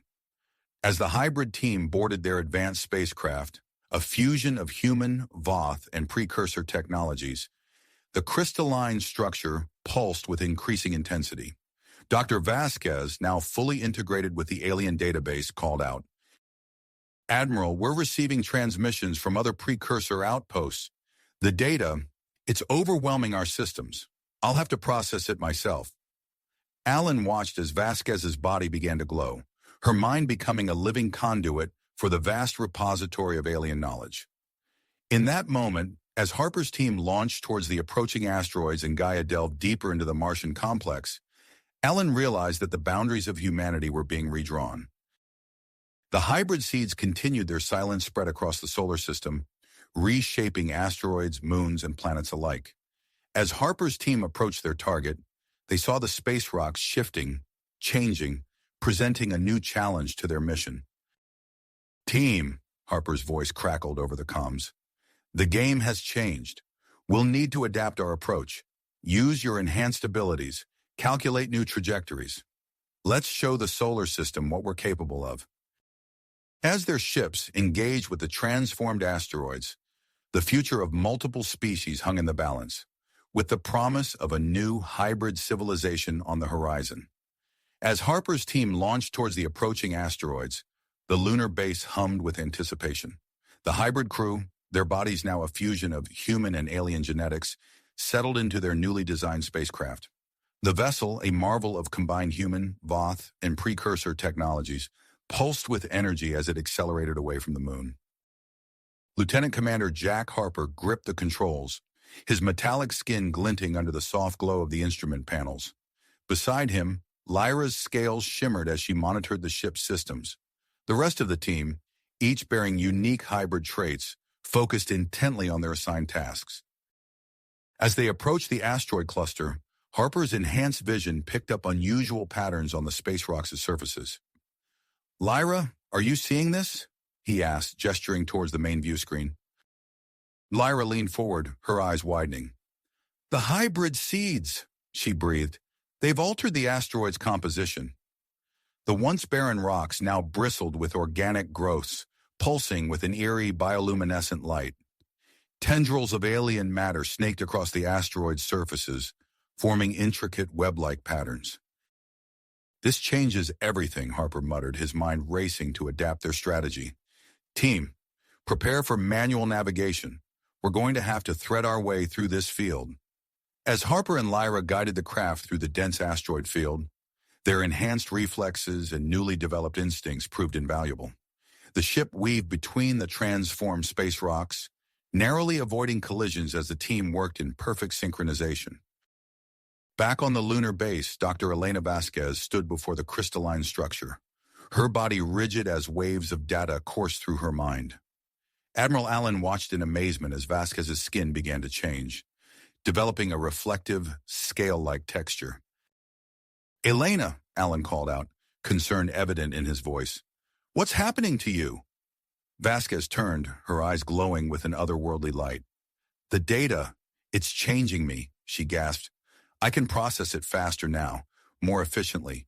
The precursor outposts, they're awakening across the galaxy." As Vasquez continued to absorb and interpret the vast influx of alien knowledge, the rest of the base personnel found themselves drawn into a collective consciousness. Allen felt his awareness expand, suddenly able to perceive the thoughts and actions of every individual on the base. "Sir," a technician called out, his voice resonating both audibly and within Allen's mind. "We're receiving a transmission from Mars." The main screen flickered to life, revealing Gaia's face. Her features had changed, adapted to the harsh Martian environment. Behind her, the rest of her team moved through an expansive underground chamber filled with holographic displays and alien machinery. "Admiral," Gaia reported, her voice filled with excitement, "we've discovered a central control room. The technology here, it's beyond anything we've ever seen." As Gaia spoke, her hand hovered over a pulsing, organic-looking console. With a deep breath, she pressed her palm against its surface. The chamber came alive with light, holographic displays filling the air around her.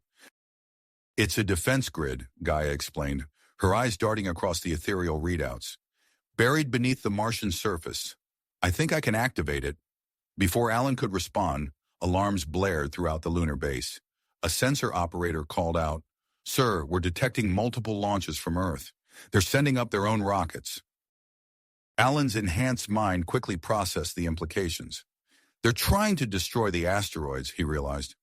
"Harper, Lyra, do you copy? You've got company incoming." In the asteroid field, Harper and Lyra exchanged glances. "Acknowledged, Admiral," Harper responded. "We'll handle it." As they navigated through the transformed asteroids, a massive shape loomed in the distance. The Voth-hybrid ship, now a bizarre fusion of organic and mechanical components, moved under its own power towards their position. "Harper," Lyra called out, her voice tense. "That asteroid ahead, it's not responding to our course corrections?" Harper studied the approaching space rock, its surface writhing with hybrid growths. "We'll have to board it," he decided. "Prepare for touchdown." The hybrid team disembarked onto the asteroid's surface, their enhanced bodies allowing them to move with ease in the low gravity. As they planted explosive charges at key points, Lyra made a startling discovery. "Harper, look at this," she called out, gesturing towards a network of crystalline structures embedded in the asteroid. "These formations, they're channeling energy from the hybrid seeds." Harper's mind raced, putting the pieces together. "If we can interface with these structures," he mused, "we might be able to control the asteroid's movement directly." As the team worked to connect with the crystalline network, the Voth-hybrid ship drew nearer. Its transformed body extended a tendril-like appendage towards the asteroid, initiating contact with the hybrid team. Harper and Lyra exchanged glances, realizing the gravity of the moment. This unexpected encounter with the evolved Voth vessel presented both a challenge and an opportunity. As they prepared to establish first contact, the fate of their mission, and perhaps the entire solar system, hung in the balance. The hybrid team stood at the precipice of a new era, facing the transformed asteroid, the approaching Voth ship, and the looming threat of Earth's misguided intervention. In this crucible of cosmic forces, the next steps they took would shape the future of human-alien relations and the destiny of multiple species across the stars. Solar system. Harper took a deep breath, his metallic skin glinting in the starlight as he turned to address his team. "We've got a situation," he announced, gesturing toward the approaching Voth-hybrid ship. "Our primary mission is still to divert this asteroid, but now we've got an unexpected variable." Lyra stepped forward, her scales shimmering as she studied the massive vessel. "I might be able to communicate with them," she offered, her hybrid Voth instincts kicking in. As the team prepared for this new development, Harper placed his hand on one of the crystalline formations protruding from the asteroid's surface. Instantly, he felt a surge of energy course through his body, connecting him to the complex network running throughout the space rock. "I've got it," he called out, his eyes widening as he processed the influx of information. "We can control the asteroid's trajectory through these crystalline structures." The team quickly got to work, interfacing with the network at various points across the asteroid's surface. As they established control, the massive rock began to slowly alter its course, veering away from its collision trajectory with Earth. However, their success was short-lived. The Voth-hybrid ship, now within range, extended multiple tendrils towards the asteroid.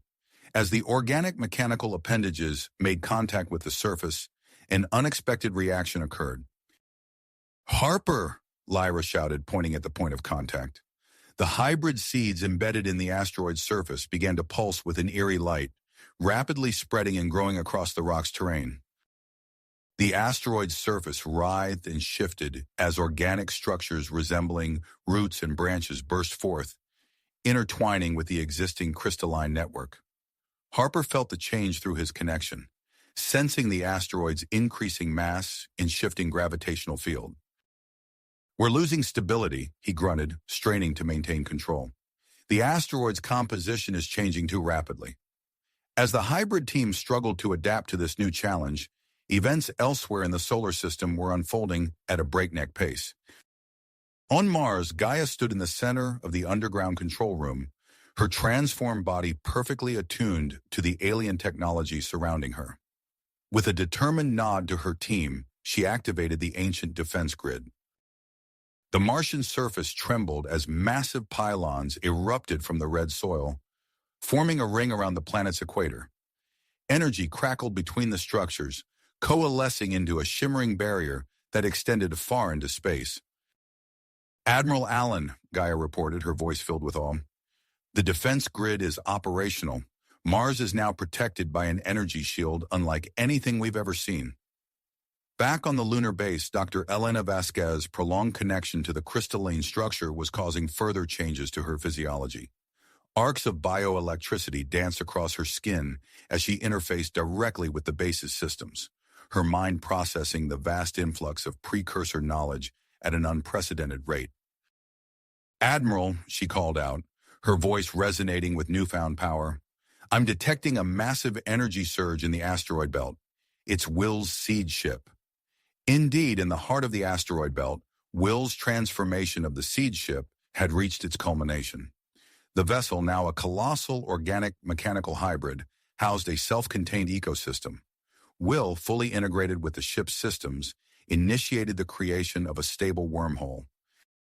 Space itself seemed to warp and bend as the wormhole began to form near the seed ship. The gravitational distortions rippled outward, affecting nearby asteroids and the Voth ship. Harper felt the effects immediately. "Brace yourselves," he shouted to his team as the asteroid lurched, pushed by invisible forces back towards its original collision course with Earth. On Earth, the global coalition's efforts to destroy the asteroids faced unexpected complications. The hybrid seeds dispersed earlier had reached the upper atmosphere, interacting with the planet's magnetic field to create a spectacular but disruptive aurora. Communication systems worldwide experienced interference as the northern lights and southern lights blazed across the sky, hampering the coordination of the rocket attacks. Aboard the lunar base, Admiral Allen watched the unfolding chaos with growing concern. Making a snap decision, he opened a channel to all personnel. "This is Admiral Allen. We are initiating an immediate evacuation of non-essential personnel to the Martian complex. This is not a drill. Report to your designated shuttle bays immediately." As the lunar base erupted into organized chaos, with people rushing to prepare for evacuation, Allen turned his attention back to the hybrid team in the asteroid field. "Harper, Lyra, what's your status?" he demanded, his enhanced mind processing multiple data streams simultaneously. Harper's voice crackled over the comms, strained with effort. "The situation is deteriorating rapidly, sir. The asteroid's changing composition and these gravitational disturbances are making it nearly impossible to maintain course corrections." Just then, a new alarm blared through the command center. The sensor operator's voice was filled with panic as he reported, "Sir, the Earth rockets. They've gone off course." Allen watched in horror as the massive view screen showed the errant rockets colliding with smaller asteroids in the cluster. The impacts shattered the space rocks, creating a deadly debris field that hurtled towards Harper's team and the Voth ship. In the midst of this escalating crisis, Harper's mind raced, formulating a desperate plan. He turned to Lyra, his eyes gleaming with purpose. "Lyra, I need you to communicate with the Voth ship. We're going to use those tendrils to our advantage." As Lyra began to reach out to the sentient vessel, Harper addressed the rest of his team. "Everyone, prepare to navigate through that debris field. We're going to create a network connecting multiple asteroids. It's our only chance to control this cluster and save Earth." With time running out and danger closing in from all sides, the hybrid team began to execute their audacious plan. As they worked to link the asteroids through the Voth ship's organic mechanical tendrils, the fate of Earth and the future of human-alien relations hung in the balance. Balance. The hybrid team braced themselves for the challenge ahead, their enhanced bodies poised for action. Harper's mind raced as he assessed the rapidly evolving situation. The asteroid's surface beneath their feet pulsed with an eerie glow, the hybrid seeds spreading at an alarming rate. He could feel the subtle shifts in gravity through his metallic skin, a clear indication that their control over the space rock was slipping. "Change of plans," Harper announced, his voice steady despite the chaos surrounding them. "We need to split up. Half of you focus on managing the seed growth. Lyra and I will coordinate with the Voth ship to establish the asteroid network." The team sprang into action without hesitation. As Harper and Lyra moved towards the edge of the asteroid closest to the Voth ship, the rest of the group spread out across the surface, their hybrid bodies adapting to the shifting terrain. Lyra's scales shimmered as she reached out with her mind, attempting to communicate with the sentient vessel. "I'm establishing contact," she reported, her eyes closed in concentration. "There's Someone new in command. Harper nodded, his fingers splayed across a pulsing, crystalline formation. Good. We need all the help we can get. Aboard the Voth Ark ship, Captain Zara Kvex stood at the center of the newly evolved organic mechanical bridge. Her reptilian features were set in a determined expression as she interfaced directly with the ship's systems. Incoming transmission from the asteroid, one of her crew members announced. Kvex's eyes narrowed. Put it through. Lyra's voice filled the bridge, tinged with urgency. This is Lyra of the human Voth-hybrid team. We need your assistance to create a stable asteroid network. Kvex processed the request quickly, her military training kicking in. Understood. Preparing to extend additional tendrils. As the Voth ship's organic appendages stretched out toward the surrounding asteroids, Harper felt a surge of energy through the crystalline network. He grunted with effort, channeling the power to guide the tendrils towards their targets. It's working, Hubry, he called out to his team. Everyone, brace for connection. The moment the tendrils made contact with the nearby asteroids, a shockwave of energy rippled through the cluster. Harper and Lyra gasped as their minds suddenly expanded, connected not just to their immediate surroundings, but to the entire network of space rocks. On the lunar base, alarms blared as the evacuation continued. Admiral Allen's enhanced consciousness buzzed with activity as he coordinated the mass exodus. Sir, a technician called out, we've got a problem with one of the transport shuttles heading to Mars. Allen's attention snapped to the main view screen, where a shuttle was visibly struggling as it approached the Martian atmosphere. That's Dr. Tanaka's transport, he realized, his enhanced mind quickly identifying the passenger manifest. On Mars, Gaia's eyes widened as she received the distress signal. Without hesitation, she rushed to a newly discovered control panel in the precursor complex. Activating gravity manipulation devices, she announced to her team. Her fingers danced across the alien interface, and outside, massive structures hidden beneath the Martian surface hummed to life. In the shuttle, Dr. Tanaka gripped his seat as the vessel shuddered violently. Brace for impact, the pilot shouted. Suddenly, the shuttle's descent slowed, as if it had been caught in an invisible net. The passengers watched in awe as they gently touched down on the Martian surface, the complex's entrance visible in the distance. Back in the asteroid belt, Will's seed ship pulsed with energy as the wormhole stabilized, but the gravitational effects were immediate and severe. Nearby asteroids began to drift toward the swirling vortex, threatening to destabilize the entire cluster. Will, his consciousness now one with the ship, felt the pull on the surrounding space rocks. Without hesitation, he initiated a series of controlled energy pulses, pushing back against the wormhole's gravitational influence. On Earth, the skies blazed with unnatural light as the auroras intensified. In cities across the globe, power grids flickered and communication systems crackled with interference. Emergency response teams scrambled to maintain order as the electromagnetic disturbances grew stronger. Aboard the Voth Ark ship, Captain Kvex felt a strange tingling sensation course through her body. She looked down at her hands, watching in fascination as her scales began to shift and change. Captain, one of her crew members called out, his voice filled with a mixture of awe and fear. We're all changing. Kvex nodded, feeling her body adapting to the harsh conditions of space. Focus on the task at hand, she ordered, pushing aside her own transformation. We need to stabilize this asteroid network. Working in concert with Harper and Lyra, Kvex fine-tuned the ship's organic tendrils. The improved synchronization allowed for greater control over the entire asteroid cluster. Harper felt the change immediately. We've got it, he called out to his team, initiating course correction. As the massive collection of space rocks began to slowly veer away from Earth's orbit, a sense of cautious optimism spread through the hybrid team. But the crisis was just getting started. On Mars, Gaia led her team deeper into the precursor complex, following a series of newly activated energy signatures. As they entered a vast chamber, their jaws dropped in collective awe. By the stars, Gaia whispered, her eyes wide as she took in the sight before her.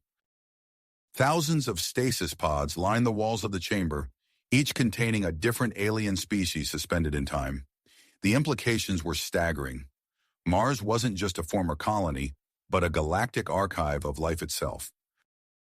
As the hybrid team continued their efforts to divert the asteroid cluster, as the Voth crew underwent rapid transformations, and as the people of Earth faced the consequences of the spreading hybrid seeds, the solar system teetered on the brink of a new era. The actions taken in the next few hours would determine not just the fate of humanity, but the future of interspecies relations across the galaxy. As the hybrid team pushed their abilities to the limit, the strain of their prolonged connection to the crystalline network began to take its toll. Harper felt his muscles trembling, a deep ache settling into his bones as he channeled energy through the asteroid network. He glanced at Lyra, noting the unusual iridescence shimmering across her scales. Their hybrid physiologies were adapting to the extreme conditions, but at a cost. "Status report," Harper called out, his voice tight with exertion. Lyra's eyes were unfocused, her mind deep in communion with the Voth Ark ship. "The network is holding, but barely. Captain Kvex is changing." Aboard the Voth vessel, Captain Zara Kvex watched as her body underwent further transformations. Her scales shifted and reorganized, forming intricate patterns that pulsed with bioluminescent energy. She felt a surge of power course through her as she interfaced with the ship's systems. "Extend the tendrils," Kvex ordered, her voice resonating with newfound strength. "We need to strengthen our hold on the cluster." The Ark ship's organic appendages stretched outward, glowing with an eerie light as they penetrated deeper into the asteroid field.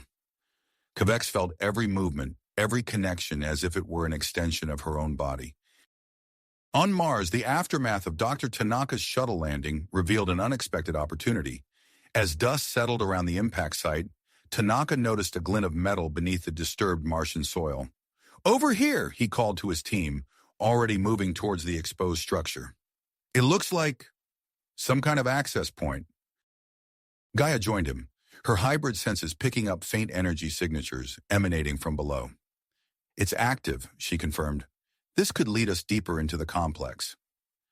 As Tanaka's team descended into the newly discovered chamber, they found themselves surrounded by holographic interfaces pulsing with alien script.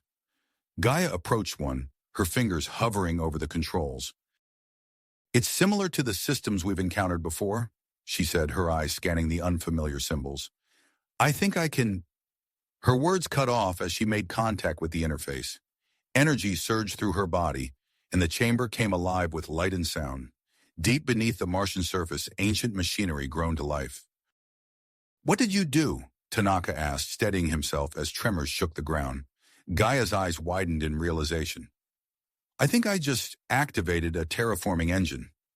The vibrations from Mars rippled across space, detectable even to the hybrid team working on the asteroids. Harper felt the subtle shift and frown. "Something's happening on Mars," he reported. "We need to—" A sudden surge of energy from the wormhole interrupted him. The massive vortex pulsed, sending out waves of gravitational distortion that threatened to destabilize the entire asteroid network. "Will!" Harper shouted into his comm. "What's going on?"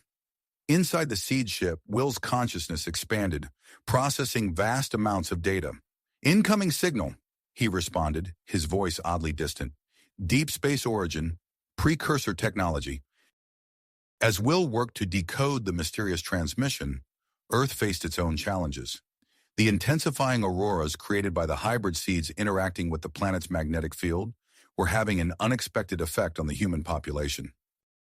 Reports flooded emergency channels worldwide. In New York, a construction worker lifted a fallen steel beam with ease, saving trapped colleagues. In Tokyo, a young woman outran a speeding train to rescue a child on the tracks. These temporary bursts of enhanced abilities coincided with peaks in aurora activity, leaving scientists baffled and governments scrambling to understand the implications. Back in the asteroid belt, Harper noticed a dangerous development. At the center of the cluster, a massive asteroid began to exhibit signs of instability. Its surface rippled and warped, gravity fluctuating wildly around it. "We've got a problem," Harper announced, his mind racing to formulate a plan. "That big one in the center, let's call it the core, it's going critical. The seeds have penetrated too deep." Lyra moved to his side, her scales now glowing with an intense, otherworldly light. What are you thinking? Harper's expression was grim. We need to go in. Stabilize it from the inside. That's suicide, one of the team members protested. Maybe not, Lyra interjected. My physiology, it's more adapted now. I can withstand more than any of you. I'll go with Harper. As the two prepared for their perilous mission, Captain Kvex's voice came through their comms. I can help. The ship.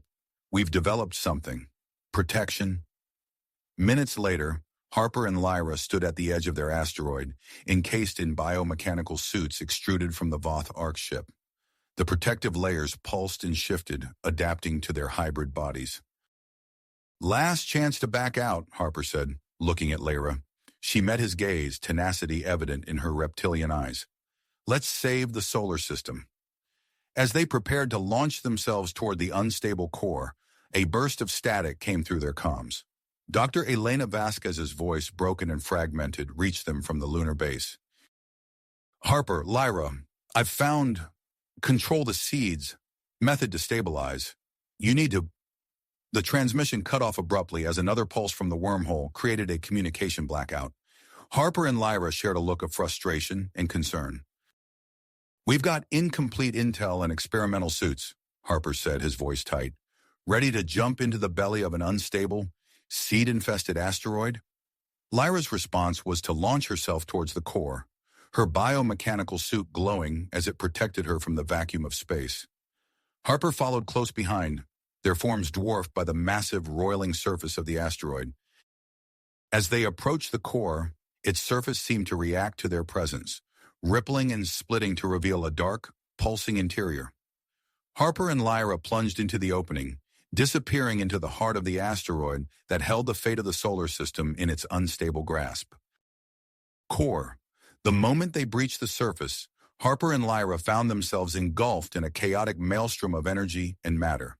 Their biomechanical suits pulsed and shifted, adapting to the extreme conditions within the asteroid. Harper felt the pressure increase exponentially as they descended deeper, the suit compensating by becoming denser and more rigid. Lyra, you okay? Harper called out, his voice distorted by the suit's communication system. Functioning, she responded, her reptilian eyes scanning the surroundings. But this place, it's unlike anything I've ever seen.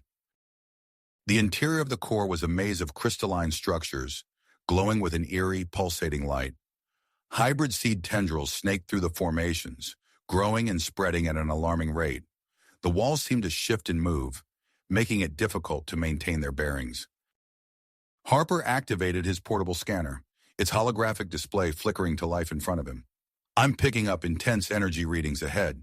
That must be the source of the instability. As they navigated through the twisting passages, the crystalline structures began to resonate, emitting a low, haunting hum. Lyra's scales rippled in response, her hybrid physiology reacting to the alien environment. Harper, look. Lyra pointed to a section of the wall where the seed tendrils were particularly dense. The growth pattern here is different. It's almost as if it's trying to form something, Harper finished, his eyes widening as he analyzed the data on his scanner. These seeds aren't just growing randomly. They're organizing themselves into complex structures. They pressed on, the passages growing narrower and more twisted. The biomechanical suits began to merge with the surrounding seed structures, creating an unsettling sensation of connection to the asteroid itself. Our suits, Lyra observed, her voice tinged with concern. They're integrating with the environment. We need to be careful not to get permanently bonded to this place. Harper nodded, feeling the strange pull of the asteroid on his consciousness. Let's keep moving. We need to find the central chamber and stabilize it before we lose ourselves to this thing. As they ventured deeper, the energy readings on Harper's scanner spiked dramatically. The walls around them pulsed with increasing intensity, the seed tendrils writhing and intertwining in complex patterns. Suddenly, the passage opened up into a vast central chamber. At its core, a dense, pulsating mass of hybrid seeds hung suspended in a web of crystalline energy. By the stars, Lyra breathed, her eyes wide with awe and trepidation. Harper's scanner went haywire, the readings off the charts. This is it. the source of the instability. But there's something else. As they approached the central mass, their suits began to merge more aggressively with the surrounding structures. Harper felt a surge of information flood his mind, his hybrid physiology adapting to process the influx of data. "Lyra," he gasped, struggling to make sense of what he was experiencing. I think there's an AI in here, similar to the one on Mars." Lyra's body tensed, her scales shimmering with bioluminescent patterns. "I feel it too. It's dormant, but—" "Harper, I think we can wake it." As they reached out to interface with the AI, their bodies underwent a rapid transformation. Harper felt his skin hardening, taking on a crystalline quality. Lyra's scales shifted and rearranged, forming intricate patterns that pulsed with energy. The moment they made contact with the central mass, a surge of power coursed through them. Harper's mind expanded, connecting with the ancient precursor technology. Images and information flooded his consciousness. Star maps, terraforming protocols, and glimpses of long-extinct alien civilizations. "It's trying to communicate," Lyra said, her voice resonating with a new alien timbre. "The seeds, the asteroid, it's all part of a larger system, a galactic terraforming network." Harper struggled to process the vast amount of information. "We need to stabilize it, redirect its energy. If we don't, the whole asteroid cluster could collapse." As they worked to interface with the AI, channeling its power through their transformed bodies, the chamber around them began to shift and change. The crystalline structures grew and reshaped themselves, forming a complex network that spread throughout the asteroid. Outside in the void of space, Captain Kvex observed a surge of energy emanating from the core. Her transformed body, now encased in a bioluminescent exoskeleton, allowed her to interface directly with the Voth-hybrid ship's systems. "Redirect all power to the stabilization tendrils," she commanded, her voice resonating through the ship's organic structure. "We need to contain this energy burst." The Ark ship's tendrils glowed with intense light as they stretched further into the asteroid field, channeling the excess energy and distributing it throughout the network. Kvex felt the strain on the ship's systems, pushing them to their limits. Back in the core, Harper and Lyra fought to maintain their individuality as the AI attempted to fully merge with their consciousness. The chamber around them pulsed with energy, the seed structures growing and evolving at an alarming rate. We need to find a way to control it," Harper grunted, his body now almost indistinguishable from the surrounding crystalline formations. "If we don't, it could overwhelm the entire solar system."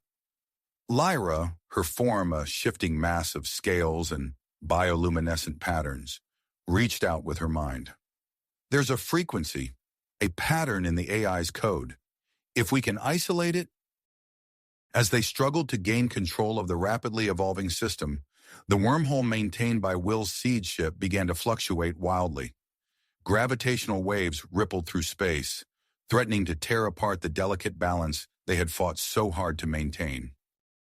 In that moment of crisis, as multiple threats converged across the solar system, Harper and Lyra stood at the heart of the core, their hybrid bodies merging with ancient technology, racing against time to prevent catastrophe.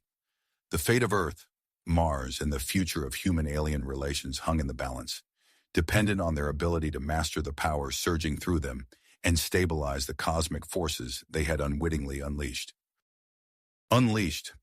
As Harper and Lyra struggled to maintain control, their biomechanical suits fully integrated with the surrounding hybrid seed structures. The chamber around them pulsed with energy, every surface alive with shifting patterns of light. "Harper," Lyra called out, her voice resonating with a new alien timbre. "I think I found something, a way to interface directly with the AI." Harper nodded, his crystalline skin refracting the ambient light. "Do it. We need to stabilize this thing before it tears itself apart." Lyra stretched out her transformed limbs, now more akin to pulsating tendrils than arms. As she made contact with the central mass of seeds, a surge of information flooded her consciousness. Harper felt the connection through their shared link, his mind expanding to accommodate the vast influx of data. "It's not just an AI," Lyra gasped, her eyes wide with realization. "It's a seed vault, genetic information from everywhere. Harper's fingers, now crystalline protrusions, danced over holographic interfaces that materialized around him. We can use this. Initiate a stabilization sequence. As they worked in tandem, their hybrid abilities allowing them unprecedented control over the asteroid's internal systems, the chaotic energy began to coalesce into ordered patterns. Outside, Captain Zara Kvex stood on the bridge of the Voth-hybrid ship, her body now encased in a bioluminescent exoskeleton. She felt a surge of energy emanating from the core through her enhanced connection to the ship's systems. "Redirect all power to the stabilization tendrils," she commanded, her voice carrying an otherworldly resonance. The ship's organic structure pulsed in response, stretching its glowing appendages further into the asteroid field. Kvex watched as the energy from the core flowed through the network of asteroids, creating a harmonizing effect. The erratic movements of the cluster began to calm, the asteroids aligning themselves into a more stable configuration. On Mars, the ancient terraforming engine roared to life. Gaia and Dr. Akira Tanaka stood in awe as the Martian atmosphere visibly transformed before their eyes. The red planet sky shifted from rusty hues to a pale blue, wisps of newly formed clouds racing across its surface. "It's happening," Gaia breathed, her hybrid form perfectly adapted to the rapidly changing environment. "Mars is coming alive." As they watched, the ground beneath their feet trembled. Massive structures began to emerge from beneath the regolith, precursor technology awakening after millennia of dormancy. Tanaka's team scrambled to document the unprecedented event, their equipment barely keeping up with the rate of change. Back on Earth, Dr. Elena Vasquez worked feverishly at the lunar base's communication array. Her fingers flew over the controls, making minute adjustments based on the data streaming in from across the solar system. "This has to work," she muttered, her brow furrowed in concentration. With a final keystroke, she activated the modified broadcast. The effect was immediate and dramatic. The wild fluctuations of the auroras stabilized, settling into a steady pulsating glow that bathed the Earth in a soft, otherworldly light. Reports flooded in from around the globe as the temporary enhancements experienced by the human population began to stabilize, transforming into permanent improvements. In the void of space, Will's consciousness expanded through the seed ship systems. He detected the stabilizing effect of Vasquez's broadcast, recognizing the opportunity it presented. With precision born of his merger with the ship, Will synchronized the wormhole's energy output with the new frequency. The swirling vortex of the wormhole calmed, its chaotic edges smoothing into a controlled portal. Will felt a new level of mastery over the cosmic gateway, able to fine-tune its destination with unprecedented accuracy. Within the core, Harper and Lyra made their final push. Their hybrid forms, now barely recognizable as humanoid, merged seamlessly with the precursor technology around them. They initiated the sequence that would transform the core from a threat into a tool of creation. "It's working," Harper called out, his voice echoing with the combined resonance of human and machine. "The seed vault is coming online. We can use this to terraform, to create." Lyra's form pulsed with excitement. "Not just create, we can restore, bring back what was lost."